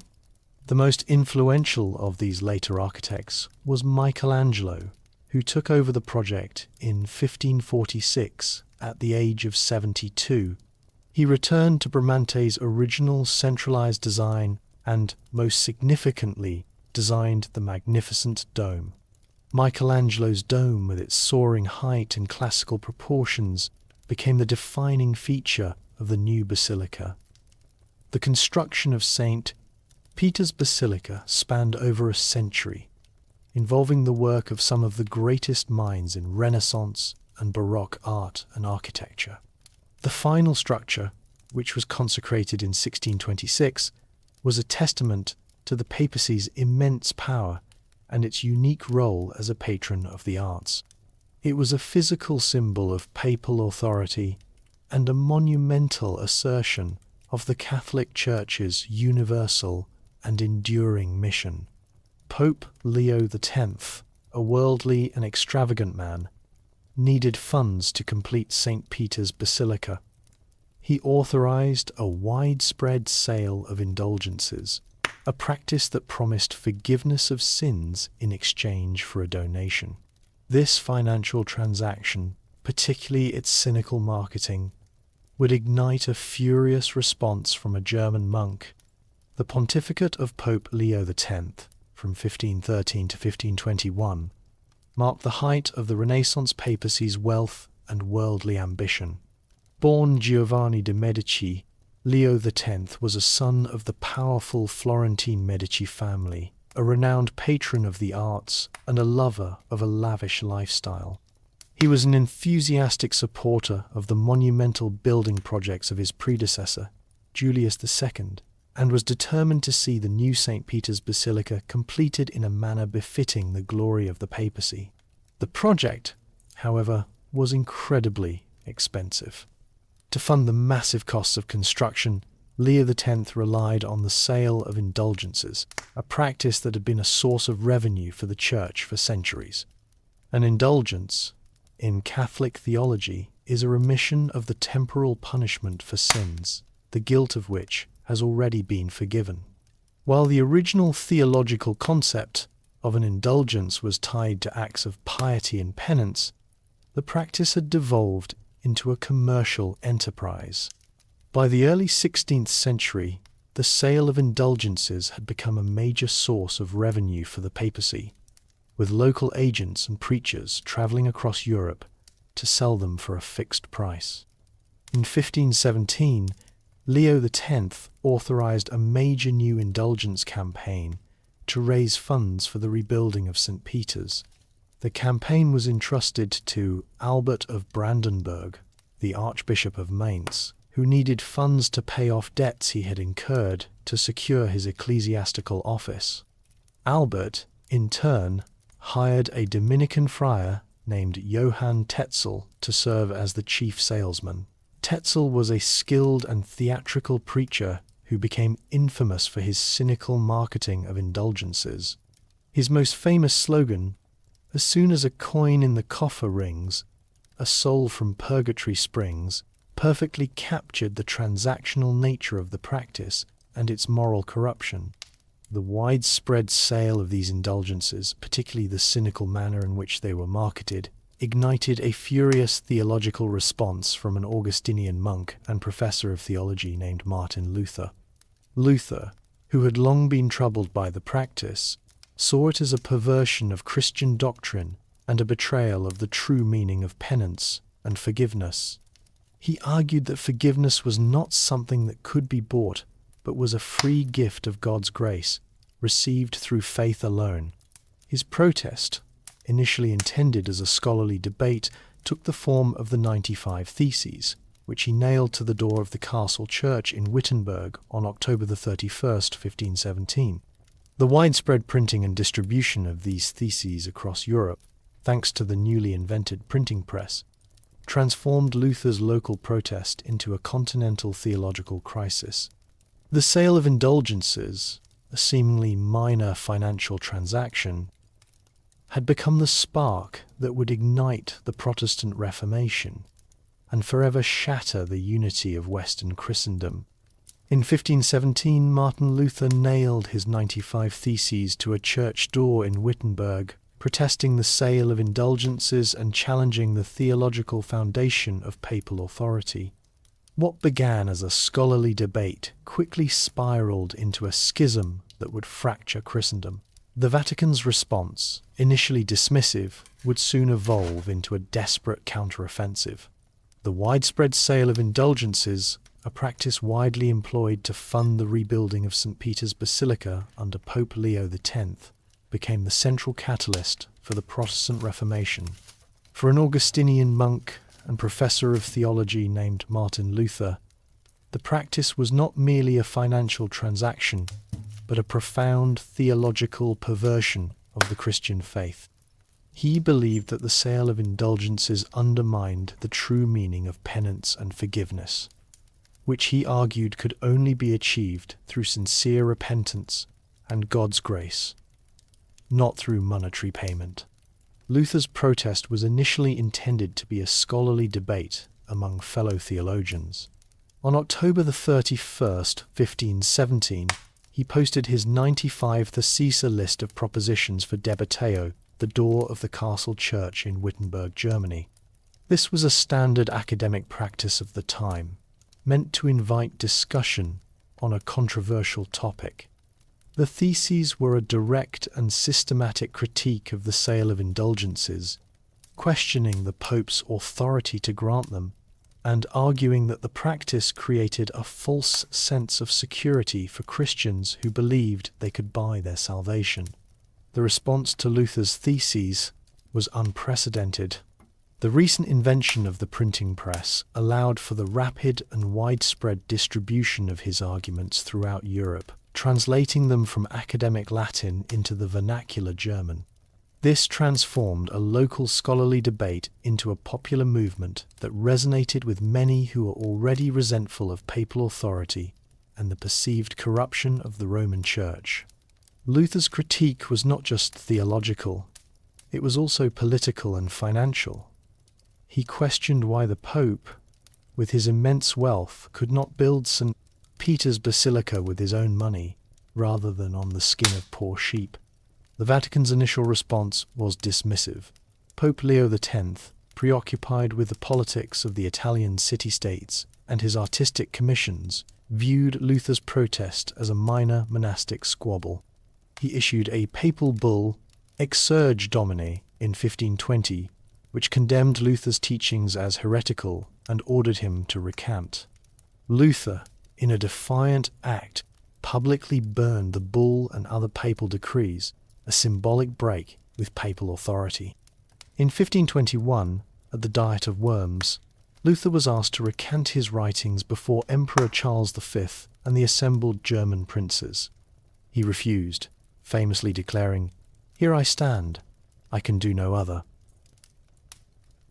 This moment marked Luther's definitive break with the Roman Catholic Church and the formal beginning of the Protestant Reformation. The Vatican's initial complacency had given way to a desperate counter-offensive against a schism. A brutal event that shocked Europe, the sack of Rome by mutinous imperial troops in 1527, was a wake-up call to the papacy. The Swiss Guard fought valiantly but were overwhelmed. Pope Clement VII was held prisoner in Castel Sant'Angelo. This catastrophe exposed the vulnerability of the papacy and the papal states to the worldly forces of a changing Europe. The period following the initial stages of the Protestant Reformation was marked by intense political and military conflict in Europe. The Holy Roman Emperor Charles V and King Francis I of France were engaged in a bitter struggle for dominance in Italy, a struggle that drew the papacy into its vortex. Pope Clement VII, an indecisive and politically inept figure, initially aligned the papacy with France against the emperor.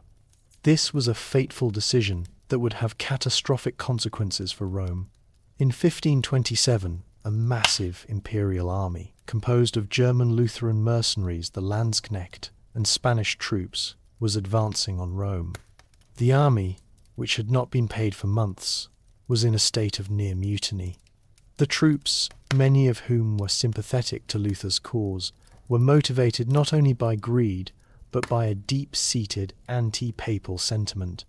They saw Rome as a symbol of the Church's corruption and a target for their pent-up anger.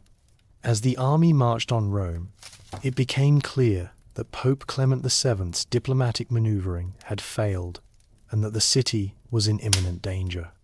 On May 6, 1527, the imperial army, numbering around 20,000 men, stormed the city. The papal army, comprised of local militias and the elite Swiss Guard, was a small and ineffective force against the overwhelming numbers of the imperial troops. The Swiss Guard, numbering only about 189 men, made a heroic last stand on the steps of St. Peter's Basilica.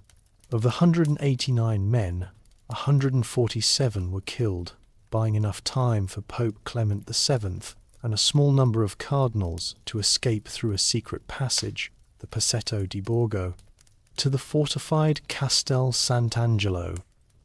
The sack that followed was one of the most brutal events in Rome's history. For 8 days, the city was subjected to a sustained period of murder, rape, and looting. Churches were desecrated, palaces were plundered, and countless civilians were killed. The brutality of the German Landsknechte, fueled by their Protestant zeal, was particularly acute. Pope Clement VII remained a prisoner in Castel Sant'Angelo for 7 months, eventually paying a ransom of 400,000 ducats for his release. The sack of Rome was a profound trauma for the papacy. It exposed the papal states' vulnerability to military force and demonstrated that the Pope's temporal authority was no match for the might of a secular empire. The event was a wake-up call for the Church. a dramatic and painful lesson that its worldly power was in jeopardy. It forced the papacy to reevaluate its political priorities and to focus on the need for a more unified and disciplined response to the challenge of the Protestant Reformation.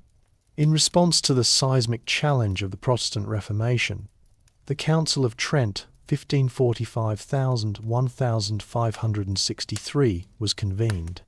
This council defined Catholic doctrine, condemned Protestant heresies, and initiated a sweeping program of internal reform. It formalized the doctrines and practices that would define the modern Catholic Church for centuries to come. The Protestant Reformation, ignited by Martin Luther and amplified by other reformers like John Calvin, had created a profound schism in Western Christendom. The papacy, initially slow to respond, was forced into a period of self-reflection and reform following the disastrous sack of Rome in 1527. The need for a unified and disciplined response to the Protestant threat became paramount, and the solution was seen to be a general council of the Church. The Council of Trent was a monumental event spanning 3 different periods over 18 years. It was a complex and often difficult gathering, with popes, emperors, and monarchs all vying for influence. The council's dual purpose was to clarify Catholic doctrine in the face of Protestant heresies, and to implement a program of institutional reform to address the corruption that had fueled the Reformation. In terms of doctrine, the Council issued a series of decrees that systematically rejected the core tenets of Protestantism. It affirmed the authority of both Scripture and Church tradition in direct opposition to the Protestant principle of sola scriptura, Scripture alone. It reaffirmed the 7 sacraments as channels of God's grace and upheld the doctrine of transubstantiation in the Eucharist. It also clarified the doctrine of justification, stating that salvation was achieved through a combination of faith and good works rather than through faith alone, as Luther had argued. These doctrinal decrees provided a clear and authoritative statement of Catholic belief, which served to define and distinguish Catholicism from the various Protestant denominations. Beyond doctrine, the Council of Trent initiated a sweeping program of internal reform. It condemned the sale of indulgences and simony, the sale of church offices, and sought to eliminate the moral corruption that had plagued the Church for centuries. It mandated a more rigorous education for priests and bishops, requiring that bishops reside in their dioceses and that seminaries be established to train new clergy.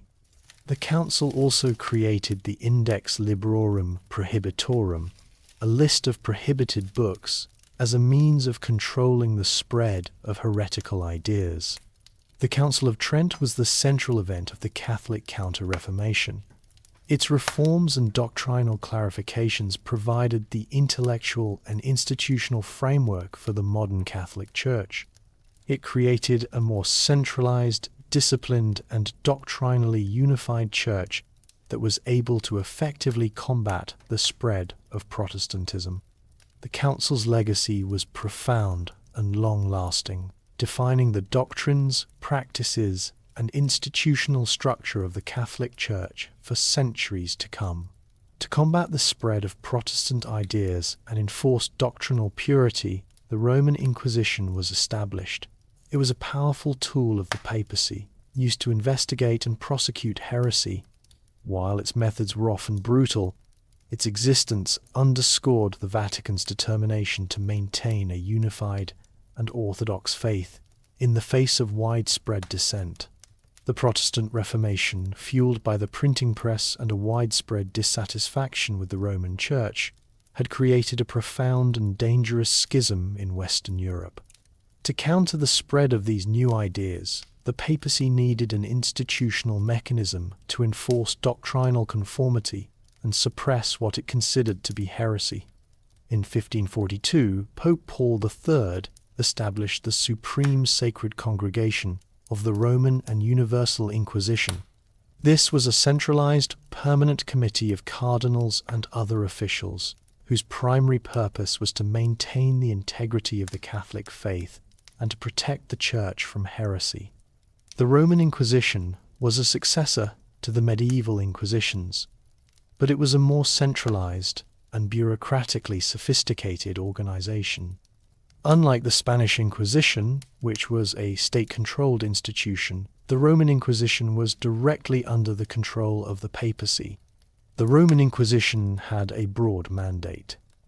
It investigated individuals suspected of heresy, censorship of books, and the regulation of religious life. The procedures of the Inquisition were complex and often secretive. Individuals were often tried in secret, and their identity was often concealed from them. Torture was a legal tool used to extract confessions, and those who were found guilty of heresy faced a range of punishments, from forced recantation and imprisonment to, in extreme cases, execution.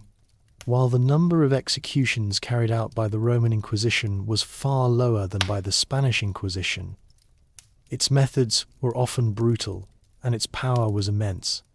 The Inquisition was also a powerful tool of censorship. It was a primary agent in the creation and enforcement of the Index Librorum Prohibitorum, the list of prohibited books that was established by the Council of Trent. The Index was a direct response to the printing press, a technology that had allowed Protestant ideas to spread with unprecedented speed. The Inquisition sought to control the flow of information and ideas, preventing the faithful from being exposed to what the Church considered to be heretical or immoral texts.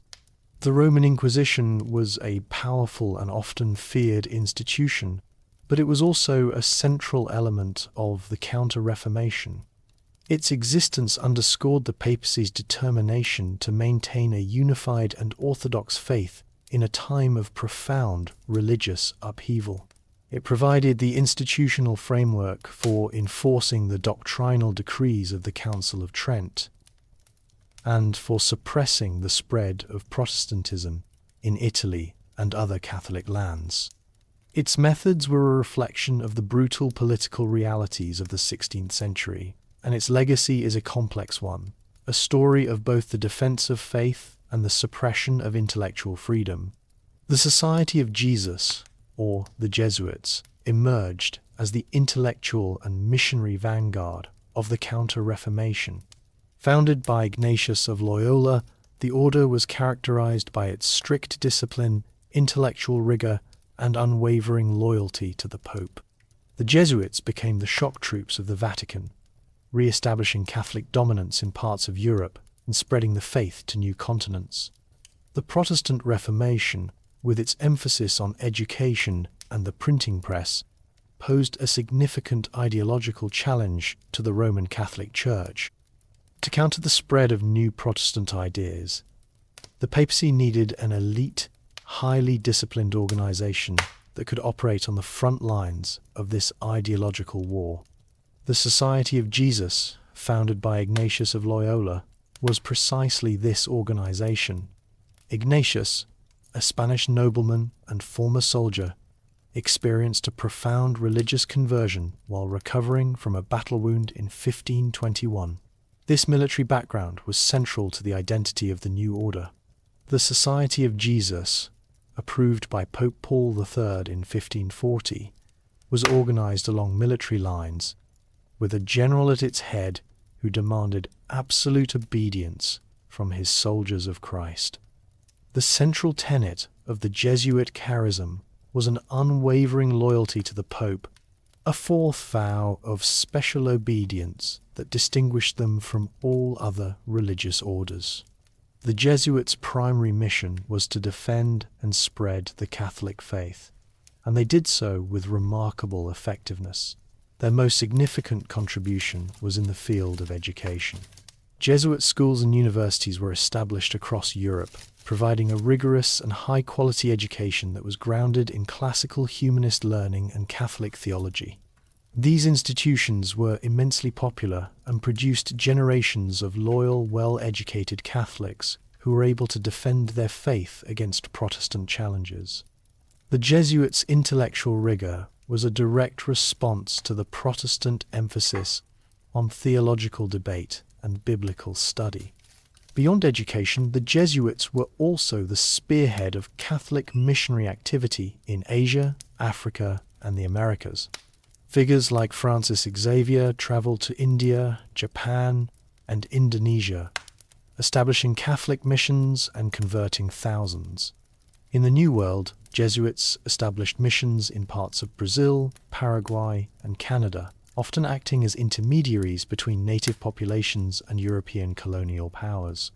Their willingness to adapt to local cultures, famously exemplified by their work in China, made them some of the most effective missionaries in the history of the Church. The Jesuits also played a crucial role in the political sphere, serving as confessors and advisors to Catholic monarchs across Europe.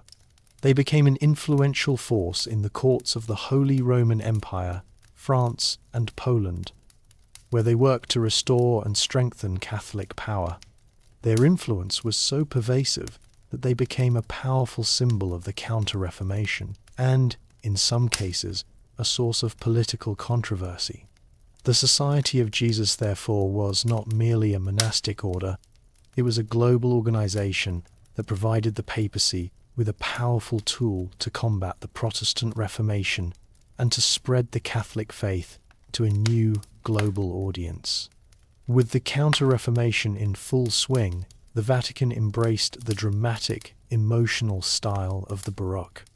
Gian Lorenzo Bernini, the most prominent artist of the era, created the spectacular colonnade of St.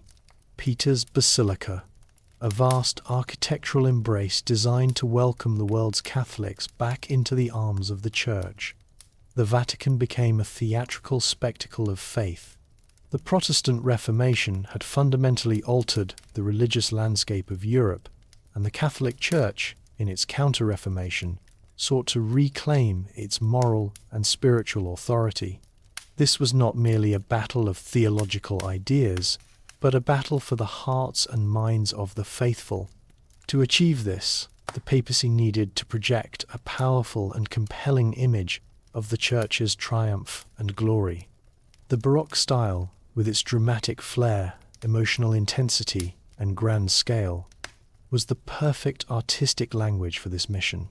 The Vatican became the central stage for this artistic expression, and Gian Lorenzo Bernini emerged as its primary architect and sculptor. He was a master of the Baroque style, a virtuoso who could work in a variety of mediums to create a unified and theatrical vision. His most significant commission was the redesign of the area in front of St. Peter's Basilica. The vast space, which had been left unfinished since the completion of the basilica, was a logistical and artistic challenge. Bernini's solution was the magnificent colonnade, a sweeping architectural gesture that transformed the space into a theatrical piazza. The colonnade, composed of 4 rows of massive Tuscan columns, was designed to symbolize the Church's embrace of the world's Catholics. Bernini himself famously described it as the Mother Church, extending her arms to welcome her children. The piazza was designed as an elliptical space, a break from the more rigid geometry of the Renaissance, and its dramatic scale was intended to evoke a sense of awe and wonder in pilgrims and visitors. The 2 fountains and the Egyptian obelisk at its center were carefully placed to create a powerful sense of visual harmony and movement. The colonnade was not merely a piece of architecture, it was a psychological and spiritual tool, designed to impress upon the viewer the power and universality of the Catholic Church. Bernini's influence extended into the basilica itself. He designed the massive bronze baldachin, a canopy that stands directly over the high altar and the tomb of St. Peter. This immense sculpture, which rises nearly 90 feet, was a theatrical masterpiece that drew the eye and visually connected the liturgical center of the basilica to the physical foundation of the church. His sculptural work in the basilica, such as the Cathedra Petri, the chair of St. Peter, a massive bronze throne that encloses a relic believed to be the chair of the apostle, further heightened the dramatic and emotional intensity of the space. The work of Bernini and other Baroque artists transformed the Vatican into a spectacular and awe-inspiring monument, a powerful visual statement of the papacy's renewed authority and a lasting testament to the artistic triumph of the Counter-Reformation. The 30 Years' War, 1618–1048, was the last and most devastating of the religious wars in Europe. The Vatican, while deeply invested in the struggle to preserve Catholic power, found itself maneuvering between the competing interests of Catholic monarchs. The Peace of Westphalia, which ended the conflict, ushered in an era of secular nation-states and diminished papal political influence. The Protestant Reformation had profoundly fractured the religious and political landscape of Europe. The Peace of Augsburg in 1555 had attempted to resolve the conflict by allowing German princes to choose either Catholicism or Lutheranism for their territories, but this solution proved to be a temporary truce rather than a lasting peace. The rise of Calvinism and the continued political and religious tensions between Catholic and Protestant states set the stage for a new and far more destructive conflict. The 30 Years' War began as a religious conflict in the Holy Roman Empire, but it quickly evolved into a broader political struggle involving most of the major European powers. The papacy, having successfully launched the Counter-Reformation and reasserted its authority through the Council of Trent, was a major player in this conflict. The popes of this era, particularly Pope Urban VIII, were deeply invested in the war's outcome, hoping to see a decisive Catholic victory that would reverse the gains of the Reformation and restore the papacy's universal authority. They provided financial subsidies to Catholic monarchs, dispatched nuncios to mediate and influence diplomatic negotiations, and used their moral authority to rally Catholic armies. However, the Vatican's role was complicated by the competing political interests of the Catholic powers. The war was not a simple religious struggle. It was a complex geopolitical conflict. The Catholic French monarchy, for example, under the leadership of Cardinal Richelieu, pursued a policy of weakening the Catholic Holy Roman Empire and the Habsburg dynasty. Richelieu's France famously allied itself with Protestant states like Sweden to achieve its political ends, a move that placed the Vatican in a difficult and contradictory position. The papacy's dream of a unified Catholic Europe was being undermined by the very monarchs who were ostensibly fighting for the Catholic cause. The war's conclusion with the Peace of Westphalia in 1648 was a profound diplomatic and political defeat for the papacy. The treaties, which established a new balance of power in Europe, were negotiated and signed without any papal representation or input. The peace recognized the sovereignty of secular nation-states and, in effect, enshrined the principle of cuius regio, eius religio, whose realm his religion, extending it to include Calvinism. Pope Innocent X, in a desperate but ultimately futile gesture, issued a bull, Zelo Domus Dei, that condemned the treaties and their principles. This condemnation, however, was ignored by the European powers. The Peace of Westphalia marked the definitive end of the era of religious wars and the beginning of a new era of secular politics, where papal influence was increasingly marginalized. The Vatican's political authority, which had been at its zenith just a few centuries earlier, was now subordinate to the sovereign will of the nation-state. The scientific revolution posed a direct challenge to the papacy's worldview. The trial of Galileo Galilei in 1633 for his support of the heliocentric model of the solar system stands as a pivotal moment in this conflict. The Vatican's condemnation of Galileo underscored its struggle to reconcile new scientific discoveries with traditional religious authority, creating a tension that persists to this day. The 17th century was a period of immense intellectual and scientific change. a time when new discoveries in astronomy, physics, and mathematics were fundamentally altering humanity's understanding of the natural world. This new scientific worldview, with its emphasis on observation, experimentation, and reason, presented a direct challenge to the traditional Aristotelian-based cosmology that had been embraced by the Church for centuries. At the heart of this conflict was the heliocentric theory, first proposed by Nicolaus Copernicus in the previous century, which posited that the Earth and other planets revolved around the Sun. This theory was in direct contradiction to the geocentric model, which had been supported by Scripture and the writings of ancient philosophers like Aristotle and Ptolemy. For the Roman Catholic Church, the geocentric model was not just a scientific theory, it was a foundational element of its worldview. The central figure in this conflict was the Italian astronomer and physicist Galileo Galilei. A devout Catholic, Galileo was a fervent proponent of the heliocentric theory, and his observations with the telescope provided powerful evidence in its favor.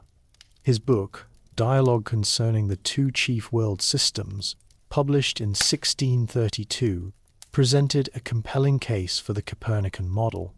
The book, however, was written in Italian, not in scholarly Latin, which made it accessible to a wider audience and was seen by some as an act of defiance against the Church's authority. The papacy's initial response was a mix of fascination and caution. Galileo had been a friend of Pope Urban VIII, who had once supported his work. However, the political and religious climate of the Counter-Reformation was one of deep suspicion and a rigid adherence to doctrinal orthodoxy. The Roman Inquisition, the powerful institution established to combat heresy, saw Galileo's work as a direct threat to the authority of the Bible and the teachings of the Church. In 1633, Galileo was summoned to Rome to stand trial. The trial was a dramatic and pivotal event. Galileo was found vehemently suspect of heresy for his support of the heliocentric theory and was forced to recant his views.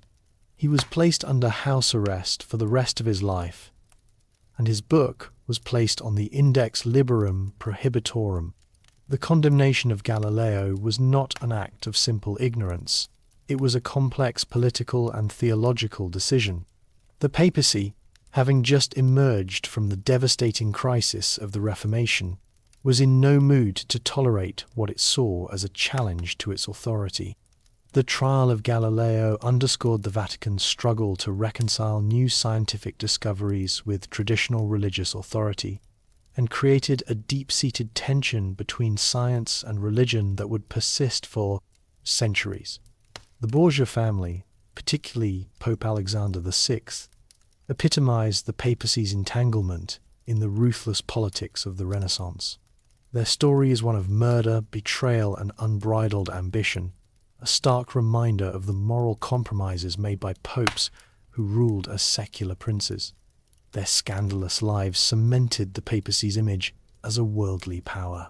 The Renaissance papacy was a period of both artistic glory and moral decay, a paradox that found its most vivid expression in the Borgia family.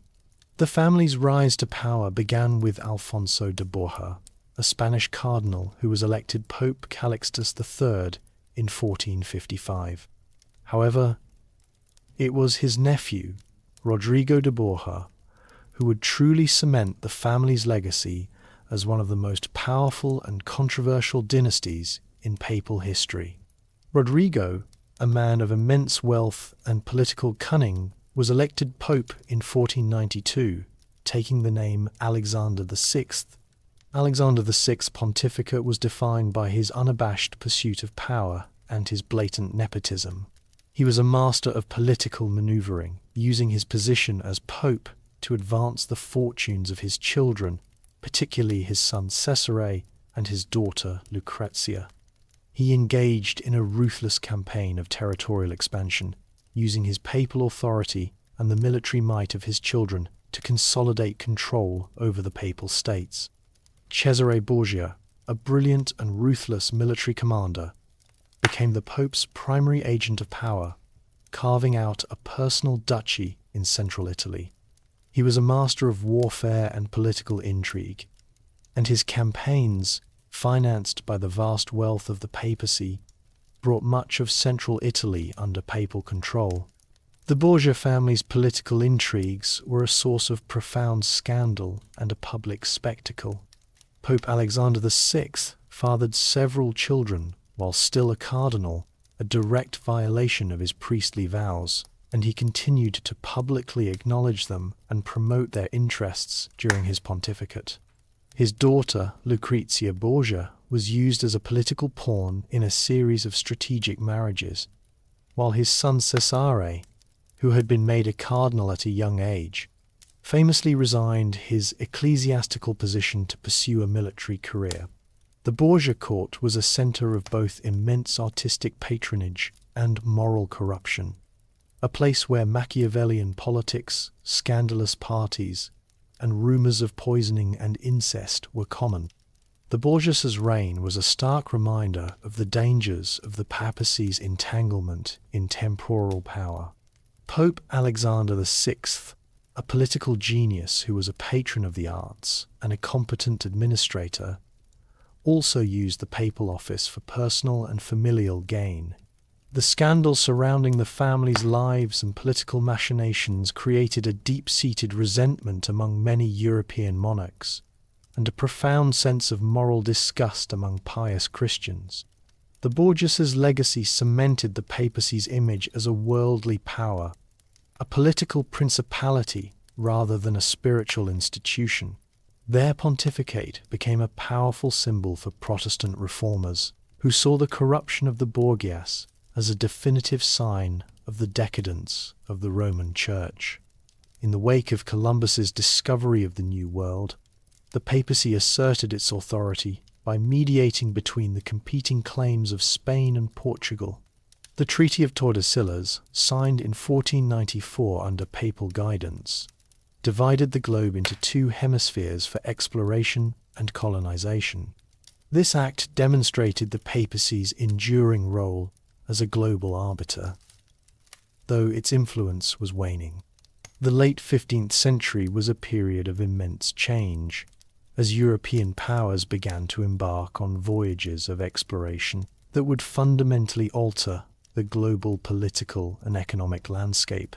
The discovery of new lands, new peoples, and new trade routes created a complex web of legal and political disputes, particularly between the two primary maritime powers of the age, Spain and Portugal. Both kingdoms, fueled by a mixture of economic ambition and religious zeal, were engaged in a race to establish colonial empires and to spread Christianity to newly discovered lands. The papacy, under the leadership of Pope Alexander VI, saw this new era of exploration as an opportunity to reassert its authority as a universal arbiter. The Pope, a Spaniard by birth, was uniquely positioned to mediate between the two Catholic kingdoms. He issued a series of papal bulls, collectively known as the Bulls of Donation, to address the competing claims of Spain and Portugal. The most significant of these was the Bull Inter Caetera, issued in 1493, which established a line of demarcation running north-south through the Atlantic Ocean. All lands west of this line were granted to Spain, while all lands to the east were granted to Portugal. The purpose of this decree was to prevent conflict between the two Catholic powers and to ensure that the newly discovered lands would be evangelized by the Church. The bull, however, was not a definitive solution. Portugal was dissatisfied with the terms, and King John II of Portugal entered into direct negotiations with Spain to revise the line of demarcation. The result of these negotiations was the Treaty of Tordesillas, signed in 1494. This treaty, a bilateral agreement between the two kingdoms, moved the line of demarcation further west, giving Portugal a claim to what would become Brazil. While the treaty was a secular agreement, it was signed with papal approval, and its terms were confirmed by a subsequent papal bull, Ea pro bono pacis, in 1506.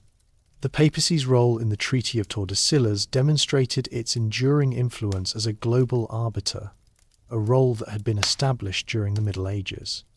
However, this influence was also a sign of its waning power.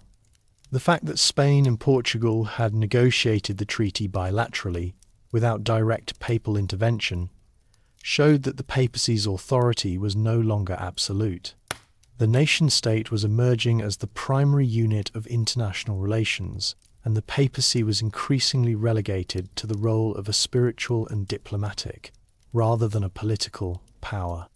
The Treaty of Tordesillas, therefore, was a complex and contradictory event, a final flourish of papal authority in an age where that authority was increasingly being challenged by the new secular powers of Europe.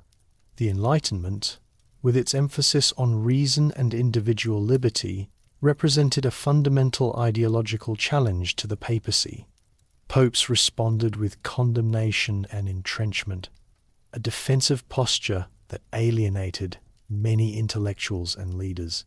The papacy became a fortress of tradition, struggling to respond to the new ideas of a rapidly changing world. The 18th century, a period of immense intellectual and social change, witnessed the rise of the Enlightenment, a philosophical movement that championed reason, skepticism, and human autonomy. The ideas of thinkers like Voltaire, Rousseau, and Diderot, with their critiques of absolute monarchy, religious authority, and tradition, posed a profound and existential challenge to the papacy and the established Catholic order. The papacy's response to these new ideas was one of profound defensiveness and entrenchment. Having just emerged from the brutal religious wars of the previous century and facing the continued challenge of the Protestant Reformation, the papacy was in no mood to tolerate what it saw as a new form of heresy. Popes of this era, such as Clement XIII and Pius VI, saw the Enlightenment as a direct attack on the divine authority of the Church and the spiritual foundations of society. They responded with a series of condemnations, papal bulls, and encyclicals that sought to suppress the new ideas and reinforce the Church's traditional teachings. One of the most significant papal actions of this era was the suppression of the Jesuit order in 1773 by Pope Clement XIV. The Jesuits, who had been the intellectual and missionary vanguard of the Counter-Reformation, were seen by many of Europe's secular monarchs as a powerful, loyal, and often politically meddlesome force. The Enlightenment, with its anti-clerical sentiment, was a driving force behind the call for the order's suppression. The papacy, under immense political pressure from the Catholic monarchs of France, Spain, and Portugal, reluctantly dissolved the order. This act, while demonstrating the papacy's political weakness in the face of secular power, also removed its most effective defenders against the ideas of the Enlightenment. The papacy's defensive posture had a number of significant consequences. It alienated many intellectuals and leaders who were drawn to the new ideas of reason and liberty. The Church, by condemning the Enlightenment, appeared to be anti-intellectual and out of touch with the modern world. This intellectual and political alienation created a profound gulf between the Church and the new secular powers of Europe, a gulf that would only widen with the coming of the French Revolution.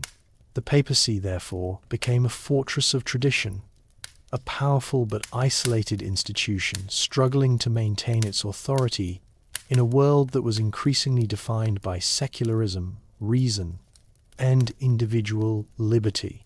The French Revolution swept away centuries of papal authority in France.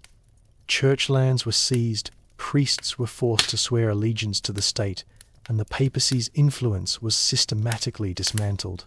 This revolutionary challenge demonstrated the fragility of the papacy's temporal power in the face of modern nationalistic movements. The French Revolution, which began in 1789, was not just a political revolt against the Bourbon monarchy. It was also a profound attack on the Catholic Church and the papacy's influence in France. For centuries, the French monarchy and the Church had been intrinsically linked. The Church in France, known as the Gallican Church, was a wealthy and powerful institution, owning a vast amount of land and wielding immense political influence. However, it was also seen by many revolutionaries as a corrupt and privileged institution that was an obstacle to social progress and a threat to national unity. The revolutionary government's actions against the Church were swift and systematic. The National Assembly, in its efforts to create a new secular state, began by seizing all church lands in 1789. This act, known as the nationalization of church property, was a financial and political blow that crippled the Church's economic power in France. The sale of these lands was used to finance the new government, but it also created a new class of landowners who had a vested interest in the revolution's success. The most significant action against the Church was the Civil Constitution of the Clergy in 1790. This decree fundamentally reorganized the Church in France, effectively turning the clergy into state employees. Bishops and priests were to be elected by citizens, not appointed by the Pope, and they were required to swear an oath of loyalty to the French state. The Pope, Pius VI, condemned this constitution, and the French clergy were forced to choose between loyalty to the state and loyalty to Rome. The result was a profound schism within the French Church, with a juring clergy who swore the oath and a non-juring clergy who refused. The refusal of a significant portion of the clergy to swear the oath led to their persecution, with many being imprisoned, deported, or executed. The revolutionary government's actions were a direct and systematic dismantling of papal authority in France. The Pope's ability to appoint bishops was revoked, the Church's financial independence was destroyed, and its immense political power was neutralized. The revolution's subsequent de-Christianization campaign, which included the closure of churches, the destruction of religious art, and the forced worship of a supreme being, was a direct assault on the papacy's religious authority. The French Revolution was a monumental challenge to the papacy. It demonstrated that a modern, nationalistic state, driven by secular ideals, could systematically dismantle the Church's institutional and political power. The Revolution's actions in France would become a model for other revolutionary and nationalist movements in Europe, and they forced the papacy to confront the reality that its temporal power was no longer secure. Napoleon Bonaparte, the architect of a new French empire, cast a long shadow over the papacy. He first forced Pope Pius VII to crown him, then arrested him and annexed the Papal States to his empire. This period of direct papal subjugation highlighted the papacy's complete loss of military and political autonomy on the European stage. The French Revolution had severely weakened papal authority in France, but it was Napoleon Bonaparte who would deliver a decisive and lasting blow to the papacy's temporal power. Napoleon, a brilliant military strategist and a master of political opportunism, understood the enduring spiritual influence of the papacy. He saw the Church not as an enemy to be destroyed, but as a tool to be used for the consolidation and legitimation of his own imperial power. In 1801, Napoleon, as first consul of France, negotiated the Concordat of 1801 with Pope Pius VII.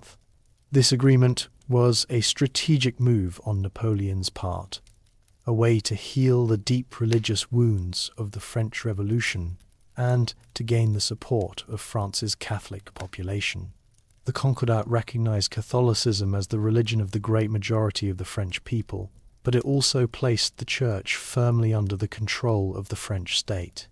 The Pope was forced to accept the nationalization of church lands and the state's role in appointing bishops, a move that fundamentally compromised papal authority in France.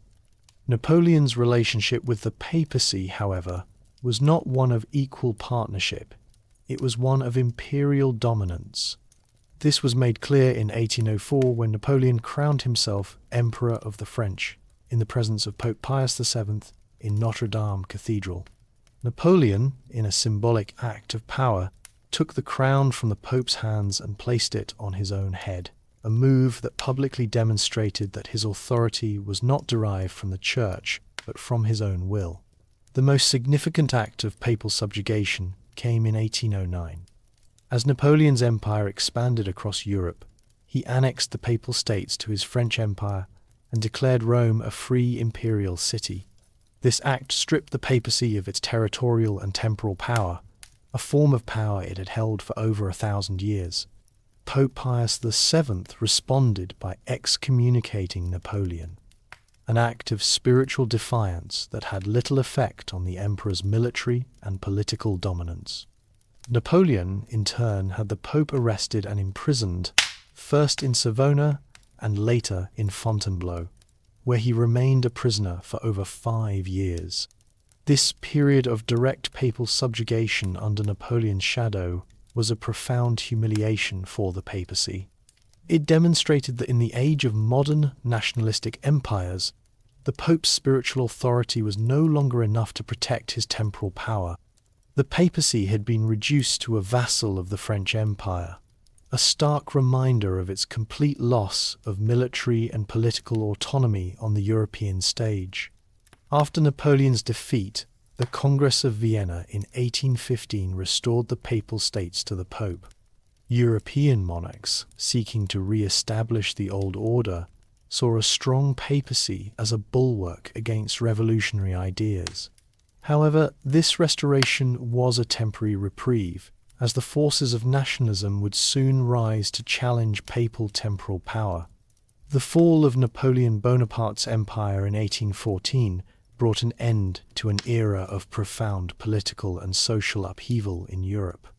With the continent in disarray, the victorious powers convened the Congress of Vienna in 1815 to re-establish a balance of power and restore the pre-revolutionary monarchical order. For the papacy, which had been stripped of its temporal power and its pope imprisoned, the Congress represented a critical opportunity to reclaim its sovereignty. Pope Pius VII, who had been freed from his imprisonment by Napoleon's fall, sent his Secretary of State, Cardinal Ercole Consalvi, to the Congress as his representative. Consalvi was a brilliant diplomat, and his primary mission was to secure the restoration of the Papal States to the Pope. The great powers of Europe, led by figures like Prince Metternich of Austria, were generally sympathetic to the papacy's cause.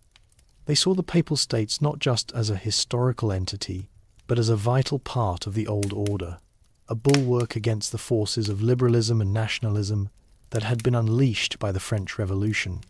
A strong and independent papacy, they believed, was a necessary counterbalance to the secular revolutionary ideas that had destabilized Europe. The Congress of Vienna, after months of complex negotiations, formally agreed to restore the Papal States. The papacy regained control over the territories it had lost to Napoleon's empire, including Rome, the Marches, Umbria, and a portion of Emilia-Romagna. The restoration was not total, as some minor territories were not returned, but it was a profound political victory for the papacy. The return of the Papal States was a clear statement that the papacy's role as a temporal sovereign was still recognized by the great powers of Europe. However, the restoration was a temporary reprieve. The Congress of Vienna's attempt to turn back the clock on history was ultimately futile. The very forces of nationalism and liberalism that it sought to contain were only growing stronger. The idea of a unified Italian nation, in particular, was gaining momentum, and the Papal States, a sovereign territory in the heart of the Italian peninsula, were seen by Italian nationalists as a major obstacle to unification. This restoration, therefore, was not a final solution but a temporary and fragile return to a past that was quickly fading. The papacy, having reclaimed its temporal power, would now face a new and more formidable challenge from within its own borders. The 19th century saw the birth of the Risorgimento, a movement for the unification of Italy. Nationalists, led by figures like Giuseppe Mazzini, saw the Papal States as an obstacle to a unified Italian nation. The papacy, committed to its territorial sovereignty, became a primary target for revolutionary fervour and military conquest. The restoration of the Papal States at the Congress of Vienna in 1815 was a profound political victory for the papacy, but it was also a temporary one. The forces of nationalism, liberalism, and revolution, which had been unleashed by the French Revolution, were not so easily contained. Throughout the 19th century, a powerful and popular movement for the unification of the Italian peninsula, known as the Risorgimento, began to gain momentum. This movement, a complex mix of political, cultural, and military efforts, sought to create a single, unified Italian nation-state. The Papal States, which stretched across the centre of the Italian peninsula, were seen by Italian nationalists as the most significant obstacle to this dream. The Pope, as a temporal sovereign, ruled over a territory that was strategically located and politically fragmented, separating the north from the south. The existence of the Papal States, therefore, was a direct contradiction to the nationalist vision of a unified Italy. This created a fundamental and irreconcilable conflict between the papacy and the Risorgimento. The nationalist movement was led by a diverse group of figures. Giuseppe Mazzini, a fervent revolutionary and intellectual, was the spiritual and philosophical leader of the movement. He founded the organization Young Italy, which sought to unite the peninsula into a single democratic republic. Mazzini's vision was a powerful one, but it was also a direct challenge to the papacy's monarchical and theocratic rule. He saw the Papal States not just as a political obstacle, but as a symbol of the reactionary forces that were holding Italy back from its destiny as a modern nation. The papacy, under a succession of conservative popes, responded to these challenges with a policy of firm resistance and repression. Popes like Gregory XVI and Pius IX viewed nationalism, liberalism, and democracy as dangerous heresies that were a direct threat to the Church's authority. They used their small army, often supplemented by foreign mercenaries, to suppress revolutionary uprisings and maintain control over their territories. This resistance, however, only served to harden the resolve of the nationalists and to cement the papacy's image as a reactionary and anti-modern force. The conflict between the papacy and the Risorgimento was a profound and dramatic struggle that would come to define the papacy's role in the 19th century. The papacy, having reclaimed its temporal power, was now fighting for its very existence as a sovereign state. The Vatican, having been restored to its former glory, was now a fortress of tradition, besieged by the new and powerful forces of nationalism and military conquest. Revolutionary fervour reached Rome in 1848, forcing Pope Pius IX to flee the city.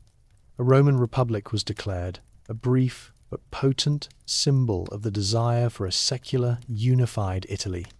French troops would eventually restore the Pope to power, but the incident proved that papal rule over Rome was no longer secure. The year 1848 was a pivotal moment in European history, a period of widespread revolutions that challenged the monarchical and aristocratic order established by the Congress of Vienna. The Italian peninsula was no exception, and the growing momentum of the Risorgimento brought the forces of nationalism and liberalism to the very gates of Rome. Pope Pius IX, who had initially been seen as a liberal reformer, quickly became a staunch reactionary, using his army to suppress revolutionary uprisings and maintain control over his temporal dominions. The revolutionary fervour reached a climax in Rome in late 1848. The Pope's Prime Minister, Pellegrino Rossi, was assassinated by a revolutionary mob, and the Roman populace rose in rebellion. Pope Pius IX, fearing for his safety, fled the city in disguise and sought refuge in the Kingdom of Naples. With the Pope in exile, a constituent assembly was elected, and on February 9, 1849, the Roman Republic was formally proclaimed. This new republic, a brief but potent symbol of Italian nationalism, was a direct challenge to the papacy's temporal power. Its leadership included Giuseppe Mazzini, the great spiritual and philosophical leader of the Risorgimento. Mazzini, who arrived in Rome to lead the new republic, envisioned a modern, democratic Italian nation-state with Rome as its capital. The Republic's existence was an open declaration that papal rule over Rome was no longer considered legitimate by a significant portion of the Italian populace. However, the Roman Republic's existence was fragile and short-lived. The Pope, in exile, appealed to the Catholic powers of Europe for military assistance to restore him to his throne. King Ferdinand II of the Two Sicilies, the Emperor of Austria, and the newly elected President of the French Republic, Louis Napoleon Bonaparte, the future Napoleon III, all responded to the Pope's plea. For Louis Napoleon, the decision to intervene was a strategic one, a way to appease the powerful Catholic faction in France and to assert French influence in Italy. In April 1849, a French expeditionary force landed at Civitavecchia and marched on Rome. The Roman Republic, defended by a small but fiercely determined army led by Giuseppe Garibaldi, fought valiantly against the French, but their cause was hopeless against the overwhelming military might of a modern army. In July 1849, the French army captured Rome and Pope Pius IX was restored to his throne. The Roman Republic was dissolved, and its leaders were forced into exile. The incident, however, was a profound and lasting blow to the papacy. The fact that the Pope had to rely on a foreign army to maintain his temporal power proved that his rule over Rome was no longer secure. It was a clear demonstration that papal rule was an anachronism, a political relic that was now dependent on the military might of other nations to survive. Faced with the onslaught of modernity, Pope Pius IX took a defiant stand. His Syllabus of Errors, 1864, condemned a wide range of modern ideas, including liberalism, socialism, and the separation of church and state. This declaration solidified the papacy's defensive, anti-modern posture in a rapidly changing world. Pope Pius IX, who reigned from 1846 to 1878, had a pontificate that was defined by the profound challenges of a modernizing Europe. The forces of nationalism and liberalism, which had driven the revolutions of 1848 and the brief Roman Republic, were in direct opposition to the papacy's temporal power and its traditional role in society. Having been forced to flee Rome and then restored by a foreign army, Pius IX emerged from the experience as a staunch reactionary, convinced that the papacy's only path to survival was a firm and unwavering rejection of modernity. Pius IX's opposition to modern ideas was a central theme of his pontificate, and it reached its most significant expression in 1864 with the publication of the encyclical Quanta Cura and its accompanying Syllabus of Errors. The encyclical was a powerful condemnation of what the Pope saw as the errors of the modern age.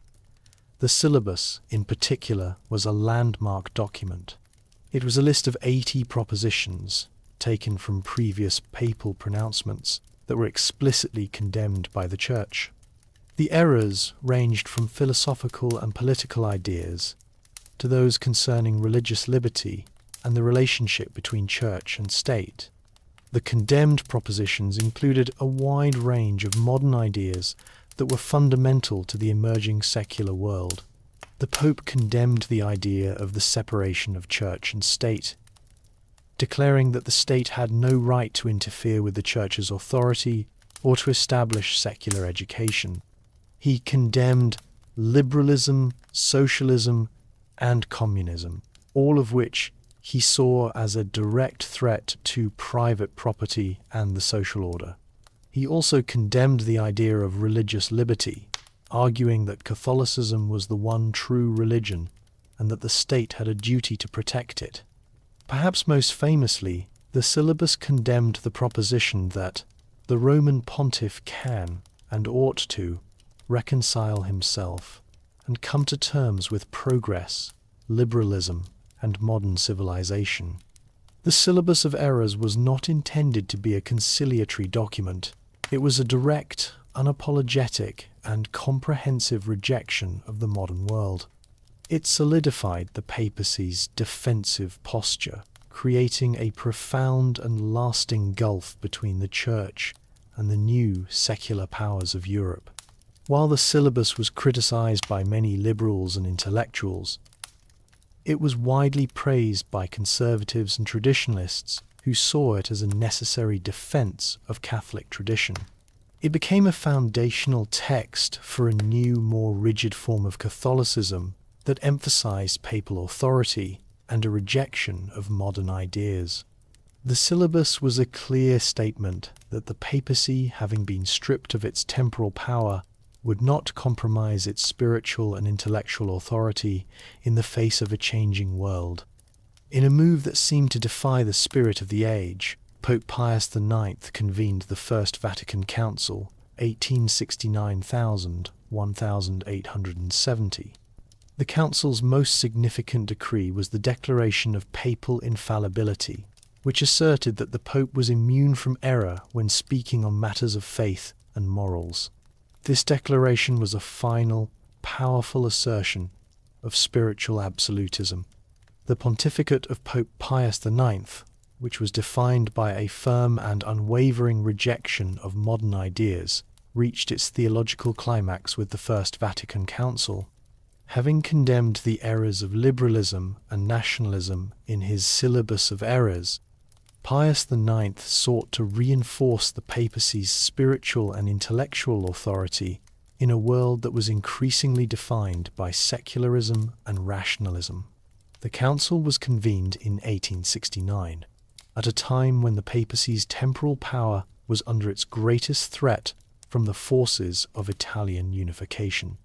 The First Vatican Council, the 20th Ecumenical Council of the Catholic Church, was intended to be a broad discussion on faith and modern life. However, its primary focus quickly became the doctrine of papal infallibility. The idea that the Pope was immune from error had long been a part of Catholic tradition, but it had never been formally defined as a dogma. The proponents of the doctrine, known as the Ultramontanists, saw its formal definition as a necessary and powerful defense of papal authority against the challenges of a secular and skeptical world. They argued that a definitive statement on the Pope's infallibility would provide a clear and unassailable source of truth in a time of theological confusion. The declaration, however, was not without controversy. Many bishops and cardinals, particularly from France and Germany, were opposed to the idea. They feared that a formal definition would alienate Protestants, damage relations with Eastern Orthodox churches, and provide a convenient target for anti-Catholic politicians. The debate over the doctrine was intense and often acrimonious, and it was a public spectacle that attracted a great deal of media attention. The Council's final decree on the matter, the dogmatic Constitution Pastor Aeternus, was a masterpiece of careful theological wording. It did not declare that the Pope was infallible in all his actions, but that he was infallible only when he spoke ex cathedra from the chair of Peter on a matter of faith or morals for the entire Church. The declaration of papal infallibility, which was passed by an overwhelming majority of the Council Fathers, was a profound and lasting assertion of spiritual absolutism. It was a final, defiant stand against the forces of modernity and a clear statement that the Pope's authority was not subject to the approval of secular rulers or even a general council of the Church. The council, however, was abruptly suspended in 1870 with the outbreak of the Franco-Prussian War and the subsequent invasion of the Papal States by Italian troops. While the council never formally concluded its work, its decrees, particularly on papal infallibility, fundamentally altered the institutional and theological structure of the Catholic Church. On September 20th, 1870, Italian troops breached the Aurelian walls and captured Rome. The papal army, including the Swiss Guard, offered token resistance, but their cause was lost. The Pope was stripped of his temporal power, and the Papal States, which had existed for over a millennium, ceased to be. The mid-19th century was dominated by the political and military efforts of the Risorgimento, the movement for the unification of Italy. By 1870, this process was nearly complete. The Kingdom of Italy, under King Victor Emmanuel II, had annexed all the smaller Italian states, with the exception of the Papal States, which still held a large portion of central Italy, including Rome. The existence of the Papal States was the last major obstacle to a unified Italian nation, and the nationalists were determined to capture Rome and make it the capital of the new kingdom. The Papacy, under Pope Pius IX, had a small multinational army to defend its remaining territories. This force, which included the Swiss Guard and a variety of French, Austrian, and other foreign mercenaries, was a symbol of papal independence, but it was no match for the modern Italian army. The papacy, therefore, relied on the military protection of Emperor Napoleon III of France. Napoleon III, in an effort to appease France's powerful Catholic population, had stationed a French garrison in Rome to protect the Pope. This foreign military presence was the primary reason the Italian army had not yet attempted to capture the city. The geopolitical situation changed dramatically in 1870 with the outbreak of the Franco-Prussian War. Napoleon III, facing a military crisis at home, was forced to withdraw his garrison from Rome. This created a clear opportunity for the Italian army. In September 1870, after issuing an ultimatum to Pope Pius IX, the Italian army, led by General Raffaele Cadorna, marched on Rome. The Pope, recognizing the futility of military resistance, ordered his small army to offer only a token resistance to avoid a bloody and protracted conflict. On September 20th, after a brief artillery barrage that breached the Aurelian walls at a section known as the Porta Pia, the Italian army entered the city. The occupation of Rome by the Italian army was a momentous event. The Papal States, which had existed for over 1,000 years, ceased to be, and Rome became the capital of a unified Italy. The Pope was stripped of his temporal power, and the Vatican, which was now surrounded by a new hostile state, became the de facto prison of the pontiff. This event marked the end of the papacy's role as a temporal sovereign and the beginning of a 59-year diplomatic and political standoff between the papacy and the new Italian state, a period that came to be known as the Roman Question. The capture of Rome was the final, definitive act of the Risorgimento, and a powerful statement of the triumph of modern nationalism over the papacy's traditional temporal authority. Refusing to recognize the legitimacy of the new Italian kingdom, Pope Pius IX retreated to the Vatican. He declared himself a prisoner and refused to leave the confines of the apostolic palace. This dramatic protest began a 59-year standoff between the papacy and the Italian state, a period of self-imposed isolation and diplomatic defiance. The capture of Rome by Italian troops in 1870 was a catastrophic blow to the papacy's temporal power. Pope Pius IX, who had been stripped of his territorial sovereignty and whose small army had been defeated, was faced with a profound crisis of authority. The Italian government, under King Victor Emmanuel II, had offered the Pope a law of guarantees, which would have granted him papal sovereignty over the Vatican and his other palaces, an annual financial allowance, and personal immunity. The Pope, however, refused to accept this unilateral gesture, viewing it as an insult to his spiritual authority and a clear attempt to subjugate the papacy to the will of the new Italian state. Pius IX's response was a dramatic and unprecedented act of protest. He retreated to the Vatican and declared himself a prisoner. This was a symbolic act, as he was not a prisoner in the literal sense. He was not physically confined, and he was free to leave the Vatican whenever he wished. However, by refusing to leave the Apostolic Palace, he was making a powerful political statement. He did not recognize the legitimacy of the new Italian kingdom and would not participate in a political order that had usurped the papacy's rightful temporal power. This self-imposed isolation was a deliberate and strategic maneuver to maintain the papacy's independence from the new secular state. This standoff, which came to be known as the Roman Question, lasted for nearly 6 decades. The Italian government, for its part, tried to maintain a semblance of normalcy. It continued to offer the Pope the law of guarantees, but the popes who followed Pius IX, including Leo XIII and Pius III, continued his policy of protest and non-cooperation.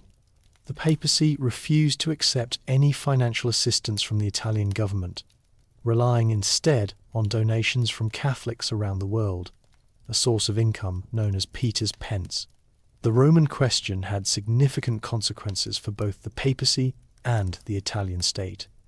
For the papacy, this period of isolation forced it to focus almost exclusively on its spiritual mission.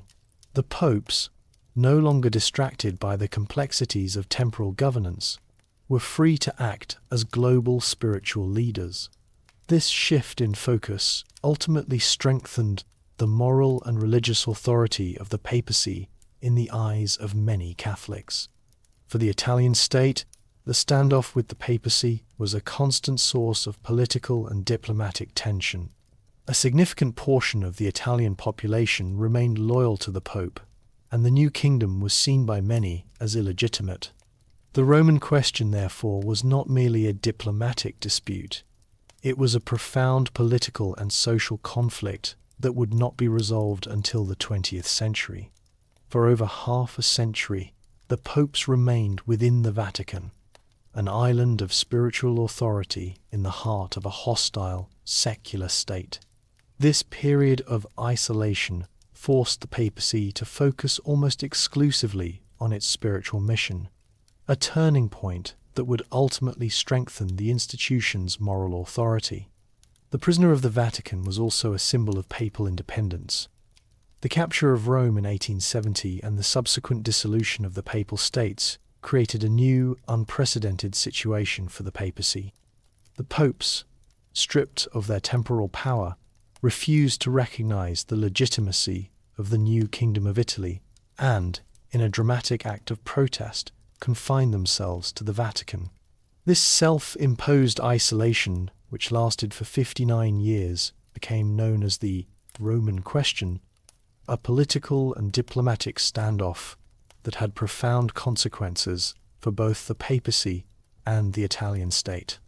During this period of isolation, the popes, beginning with Pius IX and continuing with Leo XIII and Pius III, acted as prisoners within the Vatican, an island of spiritual authority in the heart of a hostile, secular state.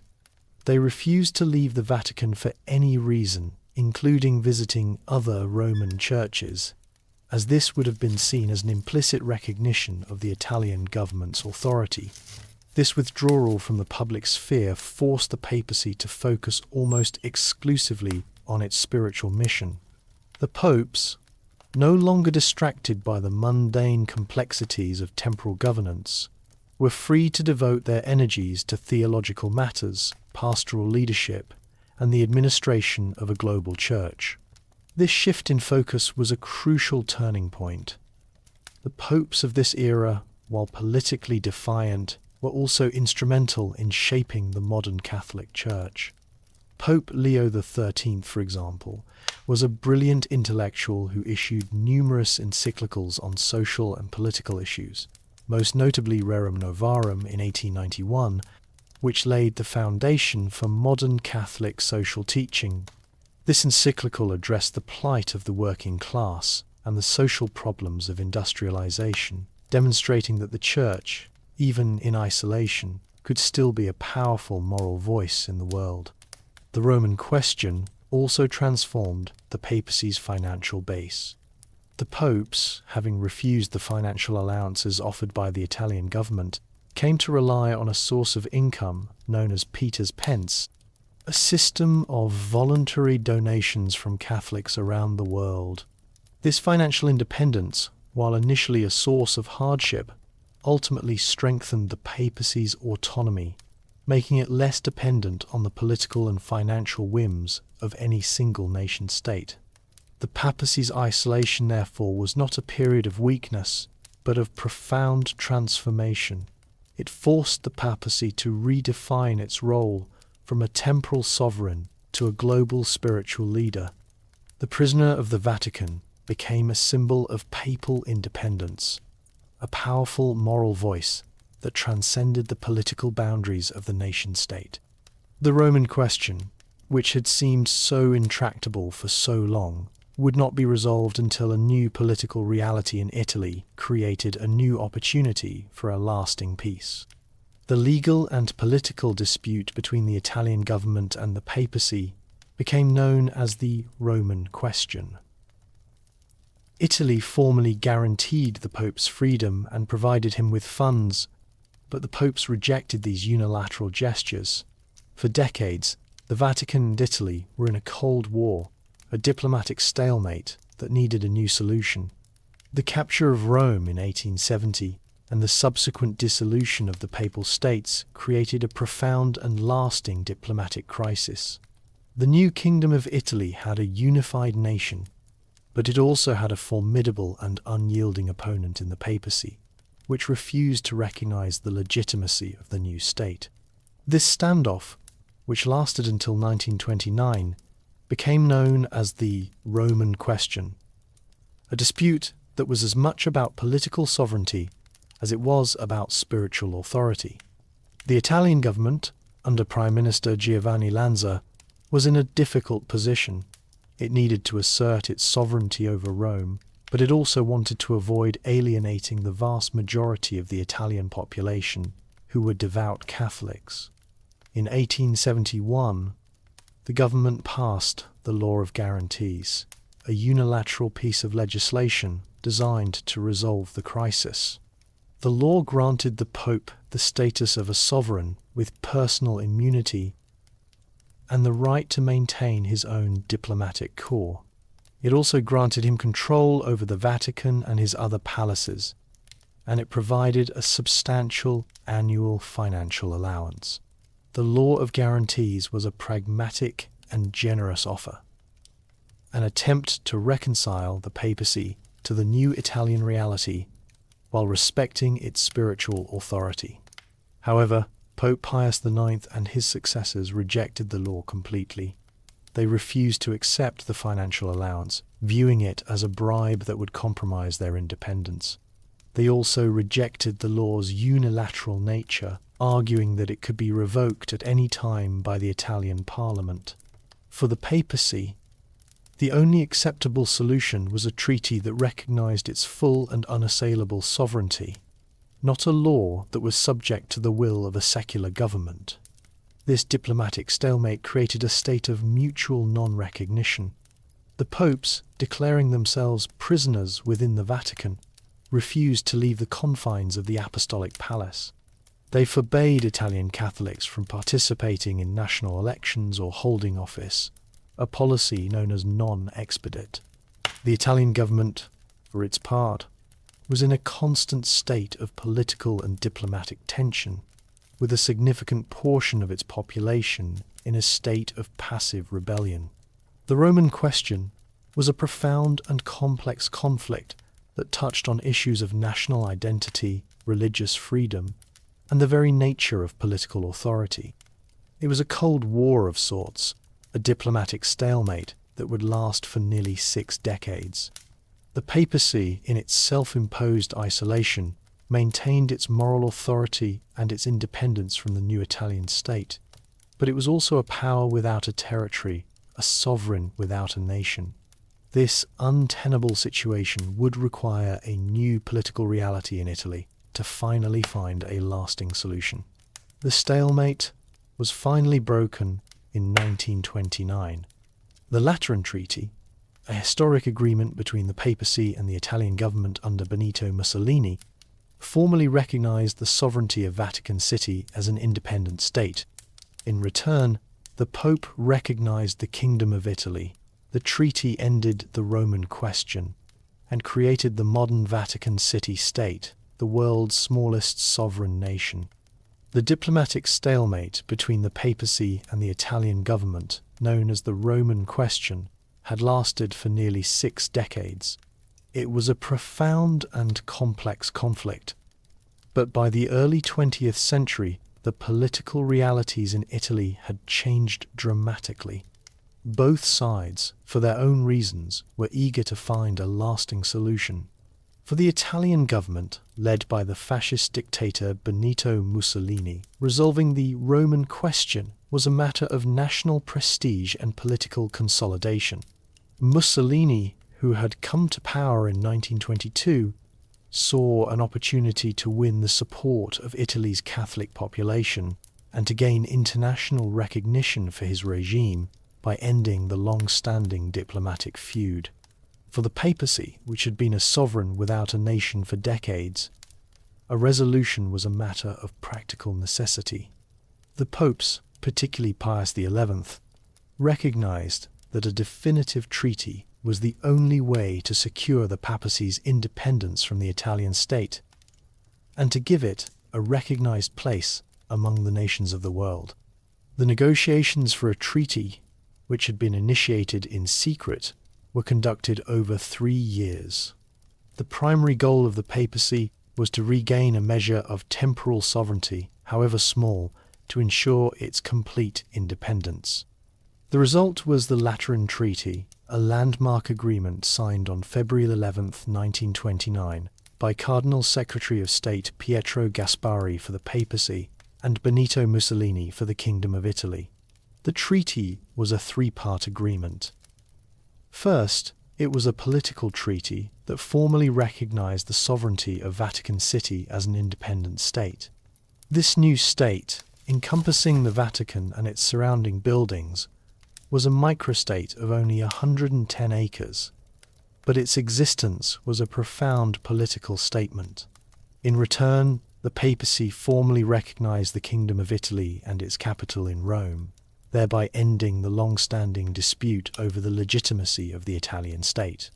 Second, the agreement included a financial convention. In exchange for the papacy's claim to the former papal states, the Italian government agreed to pay a substantial financial indemnity to the Vatican. This payment was intended to compensate the papacy for its territorial losses and to provide it with the financial resources to function as an independent state. Third, the treaty included a concordat that defined the relationship between the Church and the state in Italy.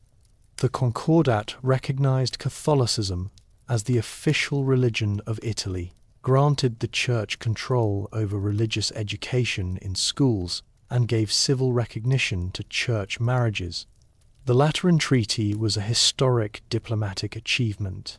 It ended the Roman question, gave the papacy a new independent temporal power in the form of Vatican City state, and provided a framework for a new relationship between the Church and the Italian state. The treaty, however, was a complex and controversial agreement, a product of political necessity and diplomatic compromise that would define the papacy's role in the 20th century. Shortly after the Lateran Treaty, the Vatican signed another concordat, this time with the newly elected Nazi government of Germany in 1933. This agreement, negotiated by the future Pope Pius XII, sought to protect the rights of the Catholic Church in Germany. However, Its effectiveness and its timing in the face of Nazi persecution remain a source of intense historical debate. The Lateran Treaty of 1929 had provided the papacy with a new, independent temporal power and a renewed sense of purpose. With its sovereignty secured, the Vatican, under Pope Pius XI, continued to pursue a policy of negotiating concordat treaties between the papacy and secular states to define and protect the rights of the Catholic Church in a rapidly changing world. This policy, however, would soon lead to a complex and controversial agreement with one of the most dangerous regimes in modern history. In 1933, Adolf Hitler and the Nazi Party came to power in Germany. The Catholic Church in Germany, a powerful and influential institution, found itself in a precarious position. The Nazis were a nationalist and totalitarian movement, and their ideology was in direct conflict with the universalist and humanitarian principles of the Catholic faith. The new regime, with its anti-Semitic and anti-democratic policies, posed a profound and existential threat to the Church's independence and its mission. Faced with this threat, Pope Pius XI and his Secretary of State, Eugenio Pacelli, the future Pope Pius XII, sought to negotiate a concordat with the new Nazi government. Their primary goal was to protect the rights of the Catholic Church in Germany, to ensure the freedom of Catholic schools, organizations, and the clergy. The result was the Reichskonkordat, a treaty signed on July 20th, 1933. The treaty, in its formal terms, appeared to be a diplomatic victory for the Vatican. It guaranteed the right of the Church to regulate its own affairs, to maintain its schools, and to collect church taxes. In return, the Church agreed to a clause that was a profound concession. The clergy were required to swear an oath of loyalty to the German state and to refrain from political activity. This clause, in essence, removed the Catholic Centre Party, a powerful political force in Germany, from the political arena. The signing of the Concordat was a complex and controversial event. For the Vatican, it was a pragmatic and strategic attempt to protect the Church from a hostile regime. For Hitler, it was a major propaganda victory, a way to legitimize his new government on the international stage and to neutralize a powerful political opponent. The Concordat, however, did not prevent the Nazis from persecuting the Church. Hitler and the Nazis, from the very beginning, systematically violated the terms of the treaty, closing Catholic schools, harassing the clergy, and persecuting Catholic organizations. The Concordat, therefore, proved to be an ineffective tool for protecting the rights of the Church. Its signing, however, and its timing in the face of Nazi persecution remains a source of intense historical debate. Critics argue that the Concordat gave legitimacy to a brutal regime and failed to protect the rights of the very people it was intended to serve, while its defenders argue that it was the only viable option for the Vatican to protect its institutions and its faithful in a time of profound political crisis. During the Second World War, the Vatican, surrounded by fascist Italy and later Nazi occupation, maintained a policy of official neutrality. Pope Pius XII's diplomatic efforts to aid victims and protect refugees were extensive, yet his public silence on the Holocaust has become one of the most controversial aspects of his pontificate. The debate over his actions continues to this day. The outbreak of World War II in 1939 placed the papacy in a precarious and unprecedented position. Pope Pius XII, formerly Cardinal Pacelli, was elected on the eve of the conflict. He was a seasoned diplomat with deep knowledge of German culture and politics, and his pontificate would be defined by the profound challenges of navigating a global war while being surrounded by hostile totalitarian regimes.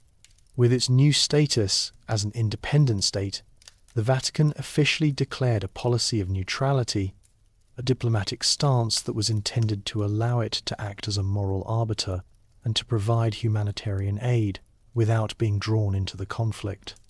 The Papacy's diplomatic and humanitarian efforts during the war were extensive. The Vatican became a hub for intelligence gathering and communication, acting as a go-between for the Allies and Axis powers on issues ranging from peace feelers to prisoner of war exchanges. Pope Pius XII's diplomatic staff worked tirelessly to aid victims of the war, providing food, shelter, and financial assistance to refugees and prisoners.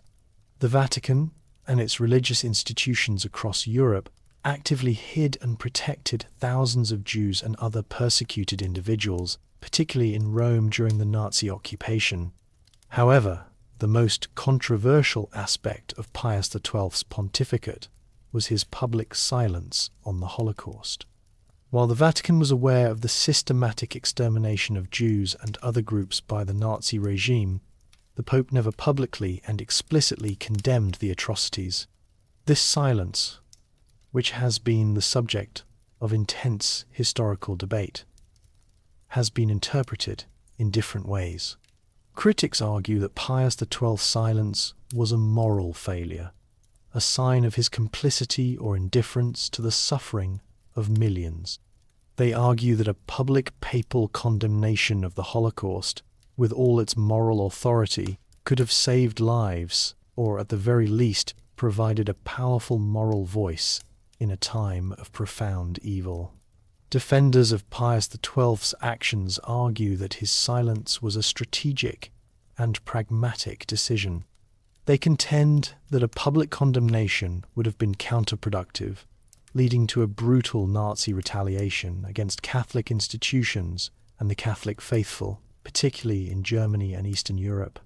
They also argue that the Pope's behind-the-scenes diplomatic and humanitarian efforts were more effective than a public statement, which would have had little practical effect and could have made the situation worse for the victims.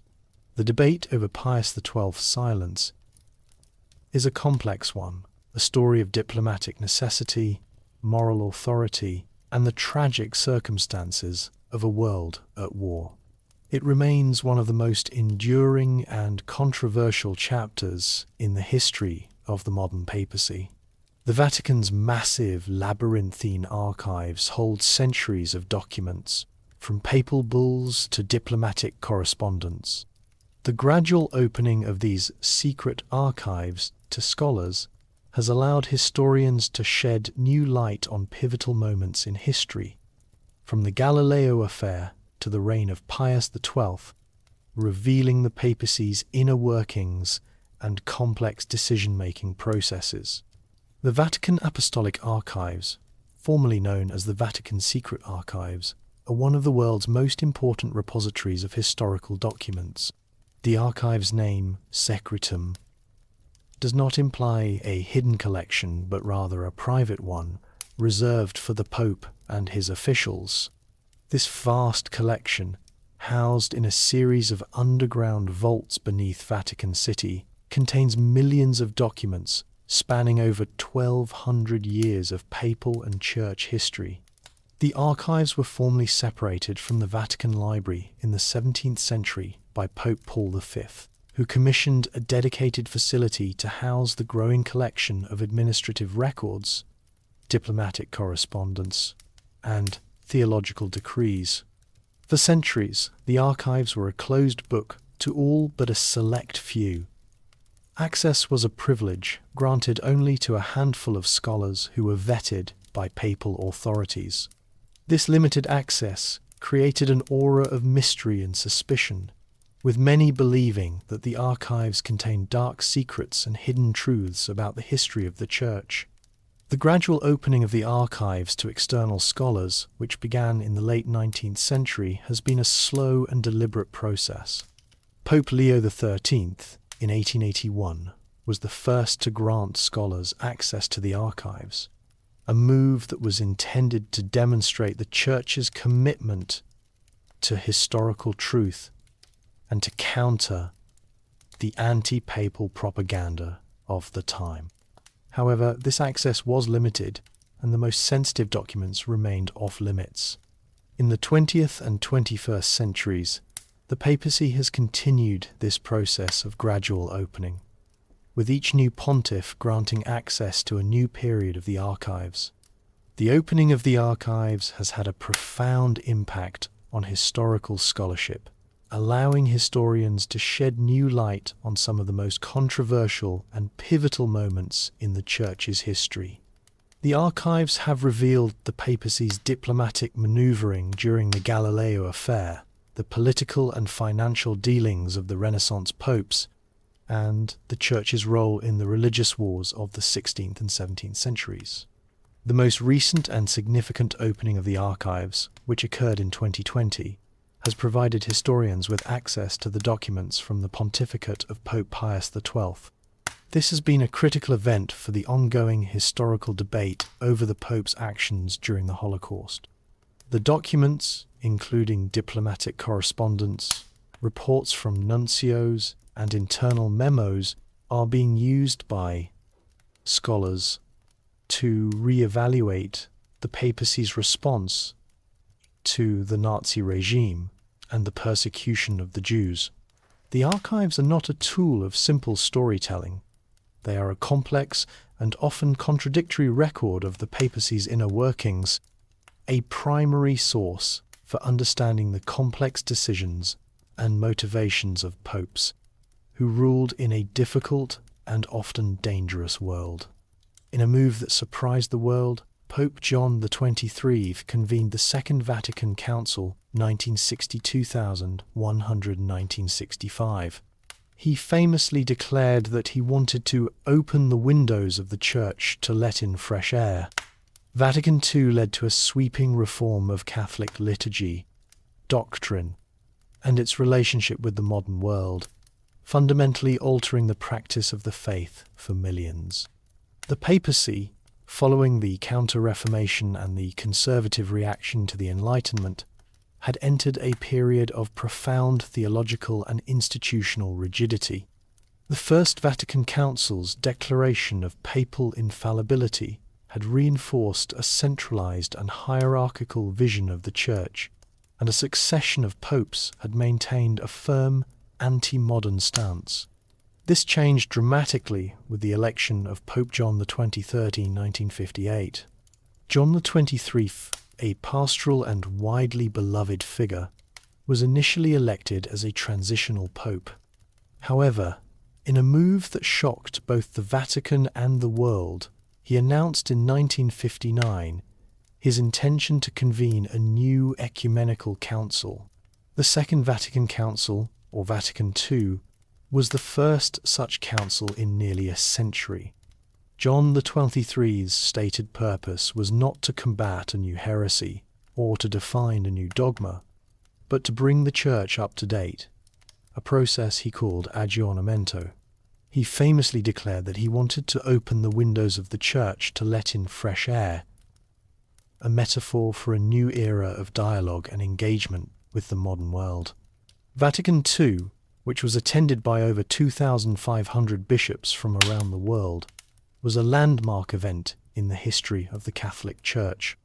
The council, unlike the more contentious Council of Trent, was a collaborative and consensual gathering that produced a series of significant documents, or constitutions, that reshaped Catholic life. The Constitution on the Liturgy, Sacrosanctum Concilium, initiated the most visible of these changes. It called for a reform of the Mass, allowing for it to be celebrated in the vernacular language rather than in Latin, and encouraging a greater participation of the laity. This change fundamentally altered the worship experience for millions of Catholics around the globe. The Council also produced a new vision of the Church's relationship with the modern world. The Constitution on the Church, Lumen Gentium, presented the Church as the people of God, a less hierarchical and more communal vision of the institution.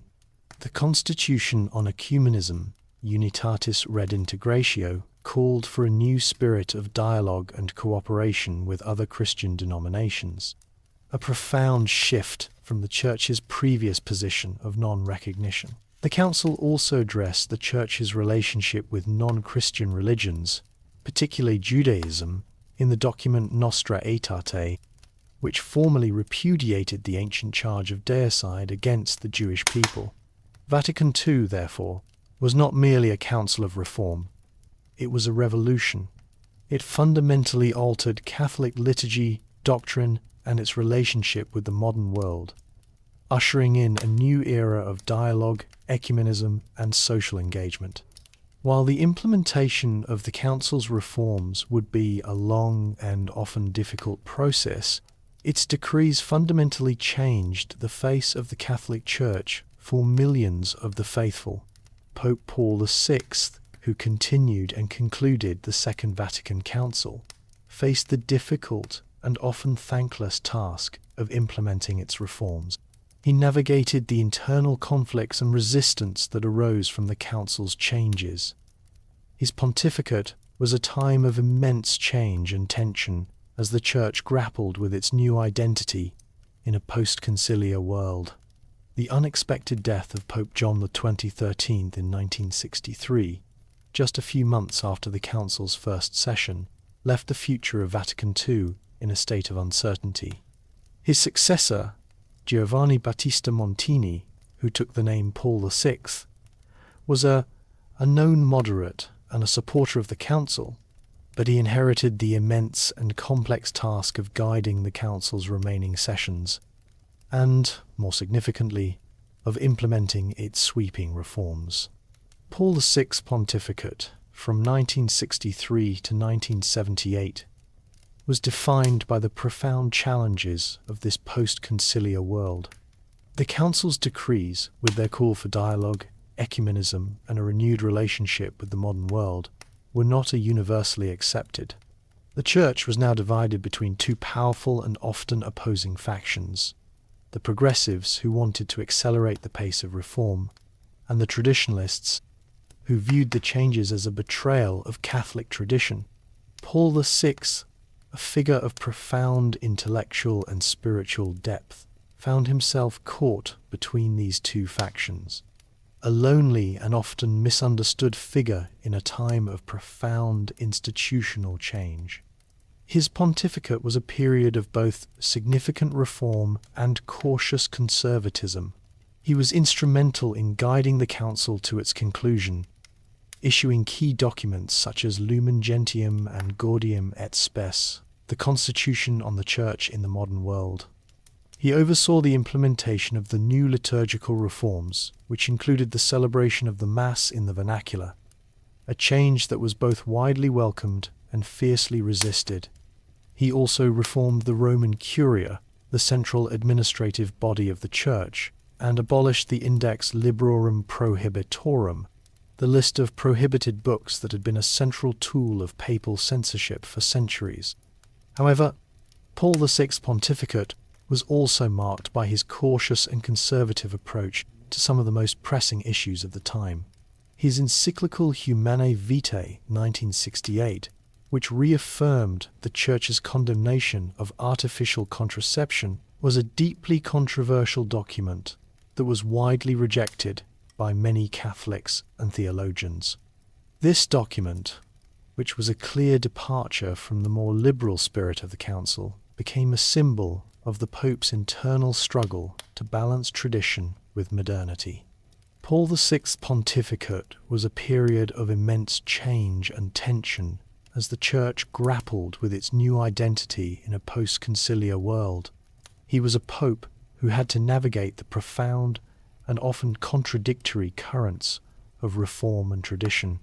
His legacy is a complex one, a story of a man who was instrumental in the modernization of the Catholic Church, while also being a symbol of its enduring resistance to change. Pope John Paul II, the first non-Italian pope in over 4 centuries, brought a new energy to the papacy. A charismatic figure and a powerful orator, he used his papacy as a global platform for human rights and justice.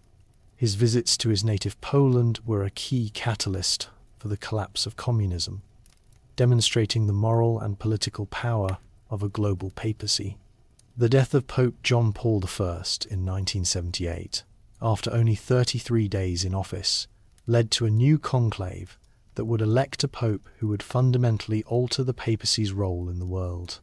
Karol Wojtyla, the Archbishop of Krakow, was elected as the first non-Italian pope since the 16th century, taking the name John Paul II.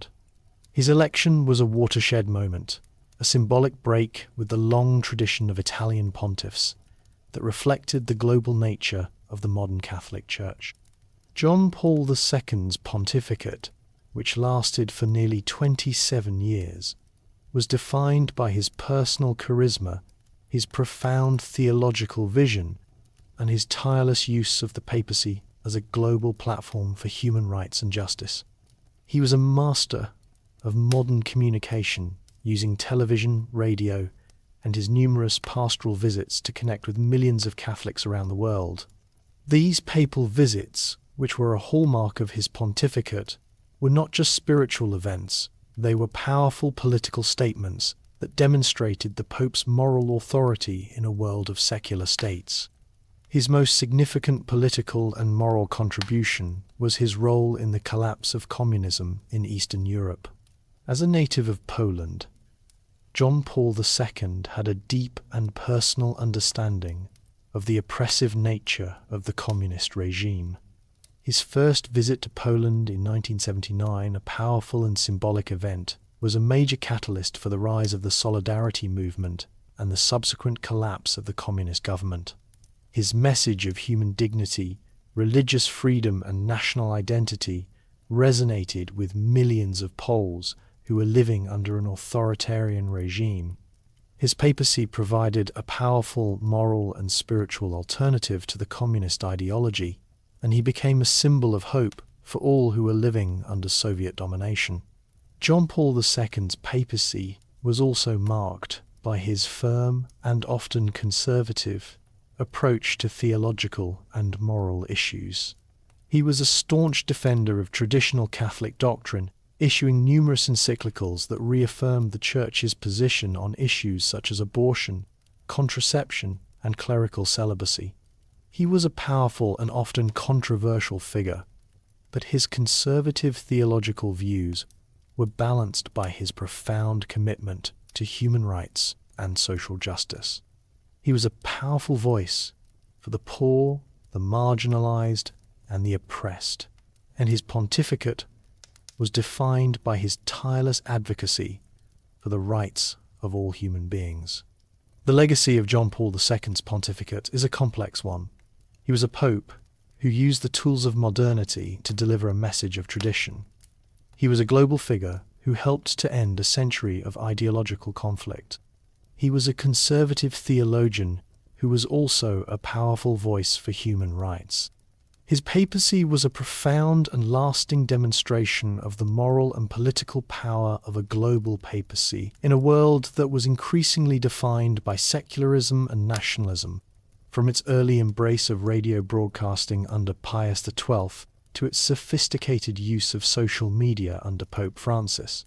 The Vatican has continuously adapted its communication strategy to the modern world. This chapter explores how the papacy has used new technologies to reach a global audience, spread its message, and maintain its relevance in a digitally connected world. The papacy has long understood the power of communication to shape public opinion and to connect with the global Catholic faithful. In the 20th century, with the rise of mass media, the Vatican was faced with the challenge of adapting its ancient message to new and rapidly changing technological platforms. This process of adaptation began with the dawn of radio broadcasting. In 1931, under Pope Pius XI, Vatican Radio was officially launched. This was a monumental and strategic move. The papacy, having just ended its self-imposed isolation, was now using a modern, global medium to broadcast its message to the world. Vatican Radio, which was engineered by Guglielmo Marconi, the inventor of the radio, was a powerful tool for connecting with Catholics in countries where the Church was persecuted or marginalized. It was a clear statement that the Vatican a small sovereign state, was also a global institution, with a reach that extended far beyond its physical borders. The advent of television in the mid-20th century presented a new challenge and a new opportunity. The Vatican, under Popes John XXIII and Paul VI, began to use television to broadcast major events, such as papal addresses and the sessions of the Second Vatican Council. Pope John Paul II, in particular, was a master of the new medium. His charismatic personality and his numerous pastoral visits, which were broadcast live to a global audience, turned the papacy into a media spectacle.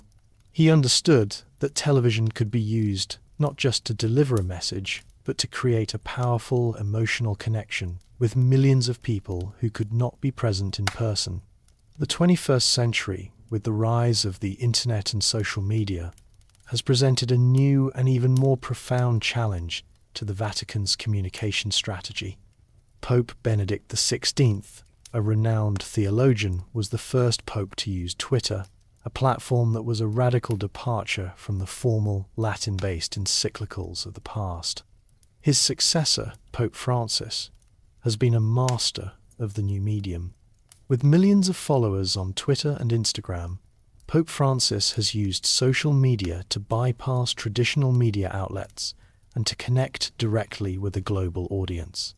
His use of these platforms has been a powerful tool for spreading his message of social justice, compassion, and a more pastoral, less dogmatic vision of the Church.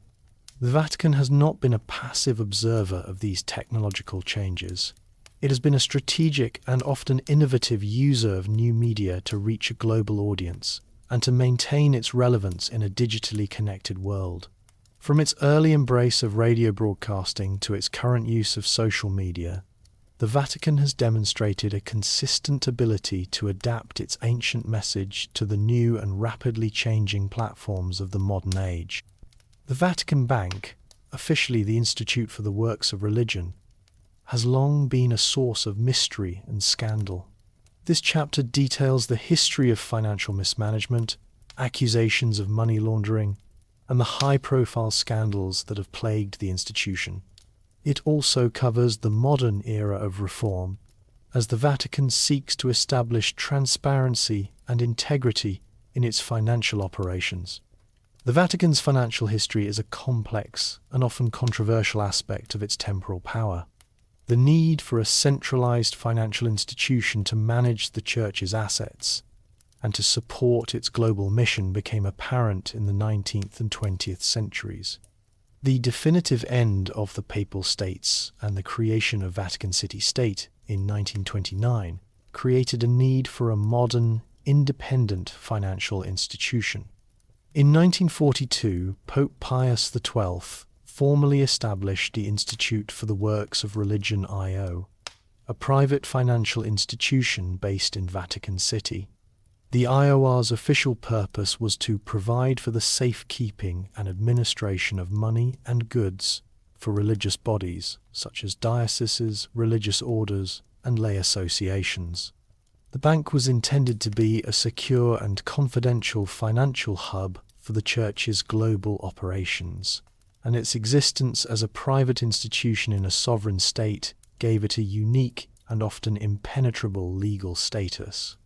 However, the IOR's history is also a story of a series of high-profile financial scandals that have damaged the Vatican's reputation for integrity. In the late 20th century, the bank was implicated in a number of financial crimes, including money laundering, fraud, and corruption. The most famous of these scandals involved the collapse of the Banco Ambrosiano in 1982. The IOR was a major shareholder in the bank, and its president, Archbishop Paul Marcinkus, was implicated in a complex web of financial irregularities and ties to the mafia. The scandal was a major public relations crisis for the Vatican and led to a deeper scrutiny of the bank's opaque operations. In the 21st century, under Pope Benedict XVI and Pope Francis, the Vatican has embarked on a comprehensive program of financial reform. The goal of this reform has been to establish greater transparency, integrity, and accountability in the IOR's operations. Pope Benedict XVI, in 2010, created the Financial Information Authority (AIF) to oversee the bank's activities and to ensure compliance with international anti-money laundering standards. Pope Francis, in his pontificate, has continued and accelerated this process of reform. He has appointed a new board of directors, closed thousands of accounts that were not directly related to the Church, and ordered a complete audit of the bank's operations by an external firm.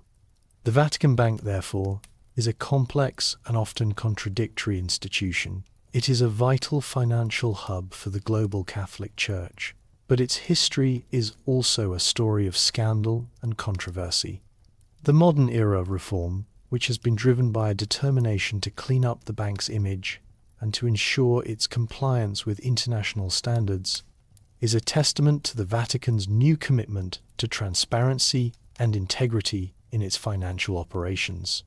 Though a state of less than 1,000 citizens, the Vatican maintains diplomatic relations with over 180 countries. This chapter explores the Vatican's unique diplomatic influence on the world stage. It details the role of papal nuncios, the Vatican's involvement in international relations, and its soft power as a moral authority in global conflicts.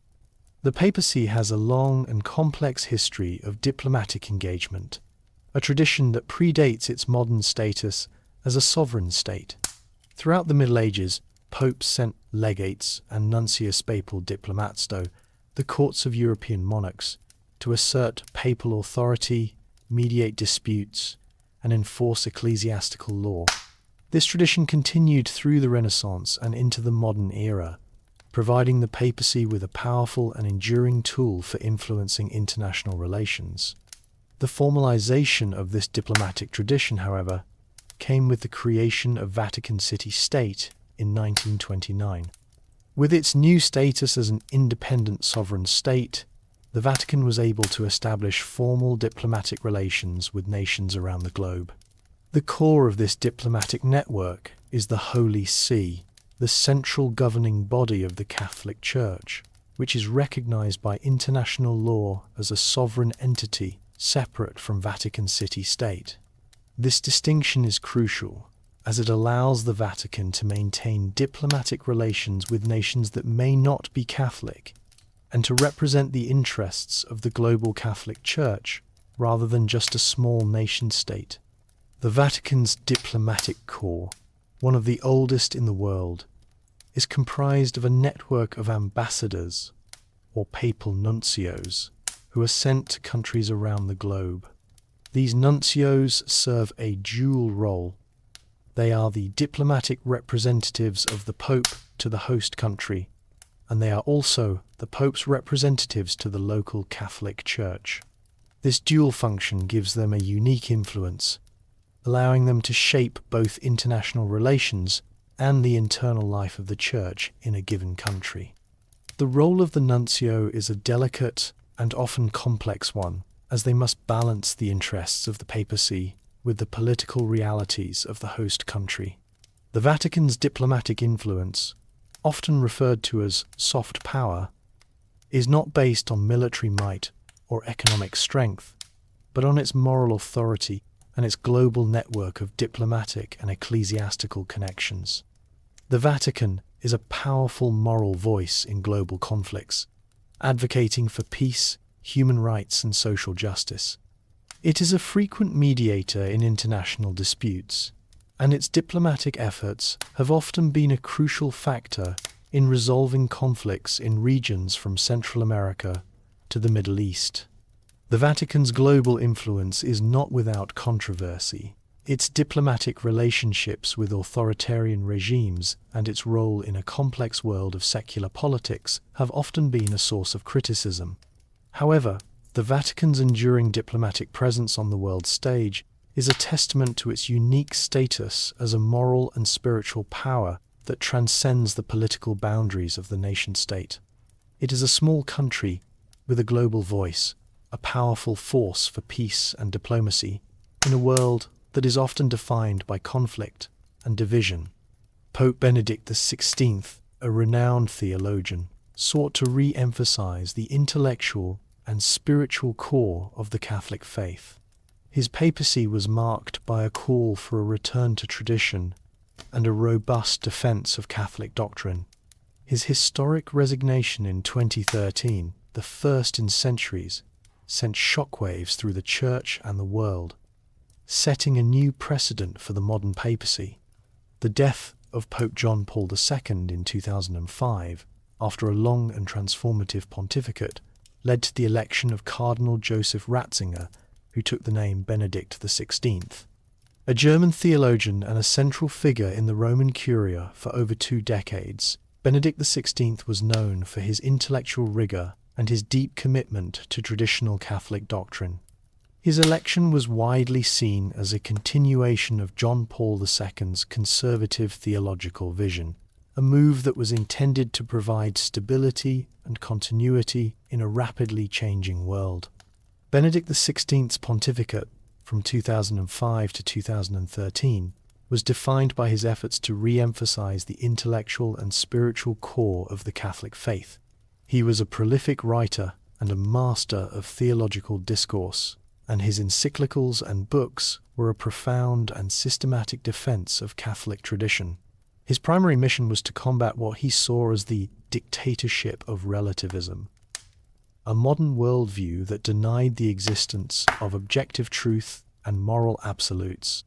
He was a powerful voice for the importance of reason in faith, and his pontificate was a time of a renewed emphasis on the intellectual traditions of the Church. However, Benedict XVI's pontificate was also marked by his efforts to heal the internal divisions within the Church. He reached out to the traditionalist Catholic community, which had been alienated by the reforms of Vatican II, and sought to reconcile them with the mainstream Church. His 2007 decree, Summorum Pontificum, which liberalized the use of the traditional Latin Mass, was a significant gesture of reconciliation. This move, however, was not without controversy, as it was seen by some as a step back from the reforms of Vatican II. The most significant and historic event of Benedict XVI's pontificate was his resignation in 2013. Citing his advanced age and declining health, he announced his decision to step down from the papacy, the first pope to do so since Gregory XII in 1415. This act, which was unprecedented in the modern era, sent shockwaves through the Church and the world. It was a profound and lasting demonstration of Benedict XVI's humility and his commitment to the good of the Church. His resignation, in effect, set a new precedent for the modern papacy, establishing the idea that a pope could and should step down from his office when he is no longer able to fulfill his duties. This was a revolutionary act that fundamentally altered the perception of the papacy, transforming it from a lifetime appointment into a more practical and responsible office. The election of Pope Francis, the first pope from the Americas, marked a significant departure for the papacy. His pontificate has been defined by a focus on the poor, a commitment to social justice, and a more pastoral, less dogmatic approach to church leadership. This chapter examines his reforms and the new direction he has set for the Vatican in the 21st century. The resignation of Pope Benedict XVI in 2013 created a new, unprecedented situation for the Catholic Church. For the first time in centuries, a pope had voluntarily stepped down from his office, and a conclave of cardinals was convened to elect a successor. The election of Cardinal Jorge Mario Bergoglio, the Archbishop of Buenos Aires, was a profound and historic event. He was the first pope from the Americas, the first Jesuit pope, and the first pope to take the name Francis, in honor of St. Francis of Assisi. His election was a clear statement that the papacy was moving beyond its traditional European base and embracing its global nature. Pope Francis's pontificate has been defined by a new pastoral approach and a profound commitment to the poor and marginalized.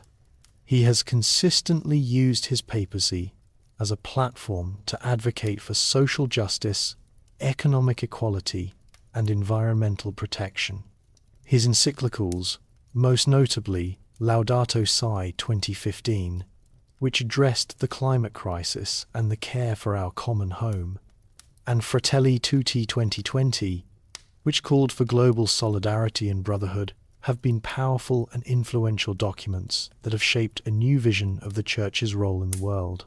His pontificate has also been marked by a new, more pastoral approach to church leadership.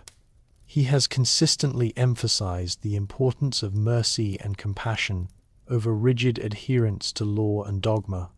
He has reached out to marginalized communities, including the LGBTQ+ community and divorced and remarried Catholics, with a message of welcome and inclusion. This new pastoral vision has been both widely welcomed and fiercely resisted by different factions within the Church. Pope Francis has also initiated a number of significant institutional reforms. He has reformed the Vatican's financial institutions, including the Vatican Bank, to establish greater transparency and integrity. He has also initiated a process of decentralization, seeking to give more authority to the local bishops and to make the Roman Curia a more collaborative and less hierarchical institution. His pontificate has been a period of profound change and a clear statement that the papacy is willing to grapple with the most pressing challenges of the modern world. His reforms, however, have not been without controversy. His critics have accused him of being too liberal and of undermining traditional Catholic doctrine, while his supporters have praised him for bringing the Church closer to the people and for his commitment to social justice. Following the death of Pope Francis in 2025, Cardinal Robert Prevost was elected as his successor, taking the name Leo XIV. As the second American pope, his election marked a continuation of the Church's shift towards a global, less Eurocentric leadership. His pontificate has been defined by a focus on consolidating the reforms of Vatican II, promoting interfaith dialogue and addressing the ongoing challenges of secularization and clerical sex abuse. His papacy is seen as a bridge between the progressive vision of his predecessor and a renewed emphasis on traditional doctrine. The conclave that followed the death of Pope Francis in 2025 was a pivotal event in the history of the modern papacy. The College of Cardinals, which had been significantly globalized by Pope Francis, was faced with the task of electing a successor who could both continue the reforms of his predecessor and provide a sense of stability and continuity in a rapidly changing world. The election of Cardinal Robert Prevost, a prelate from the United States, who took the name Leo XIV, was a profound and historic event. He was the second pope from the Americas, a clear statement that the papacy was moving beyond its traditional European base and embracing its global nature. Pope Leo XIV, a figure of both pastoral experience and intellectual depth, has sought to define his pontificate as a bridge between the progressive vision of Pope Francis and a renewed emphasis on traditional Catholic doctrine. His primary mission has been to consolidate the reforms of Vatican II, a council that had been a source of both hope and division for decades. He has sought to implement the council's reforms in a way that is both faithful to its original intent and respectful of the traditional elements of the Church. His pontificate has been a time of a new, more cautious approach to reform, one that seeks to heal the internal divisions within the Church and to provide a sense of unity and continuity. His papacy has also been marked by a profound commitment to interfaith dialogue. Leo XIV has consistently used his papacy as a platform to build bridges with other religious traditions, particularly Islam and Judaism.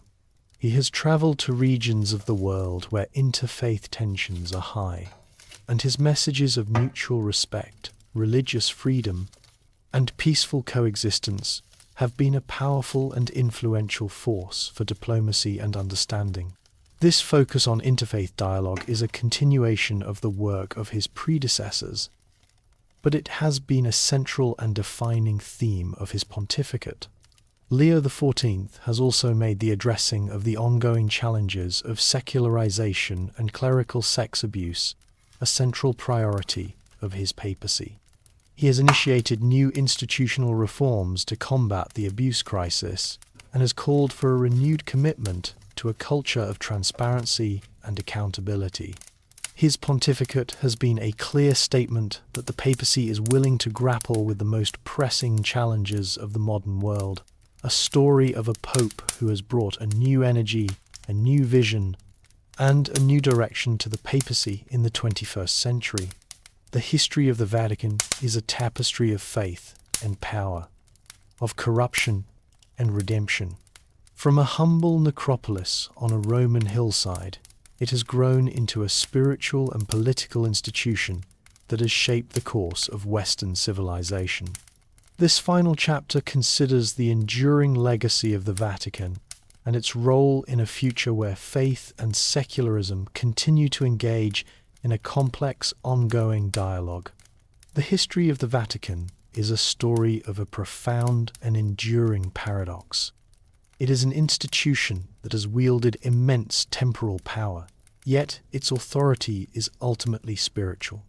It has been the center of artistic glory and intellectual achievement, but also a source of political intrigue and profound scandal.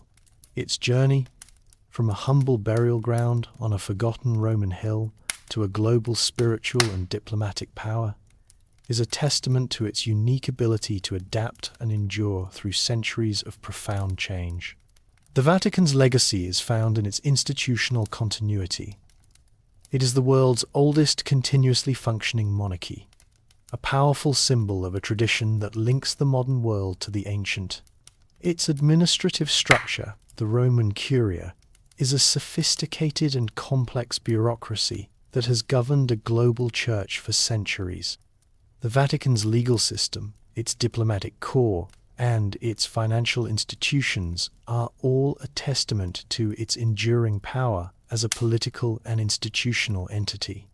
The Vatican's cultural and intellectual legacy is also immense. The Vatican Library, with its vast collection of ancient manuscripts, has been a sanctuary for classical learning, a bridge that has preserved the intellectual heritage of the ancient world for future generations.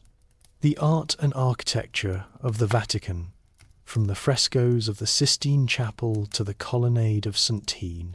Peter's Basilica, are masterpieces of Western civilization, a powerful and lasting expression of the Church's influence on art, culture, and architecture. The Vatican, therefore, is not just a spiritual center, but a living museum, a monument to the history of a faith that has shaped the course of Western civilization. In the 21st century, the Vatican is faced with a new set of profound challenges.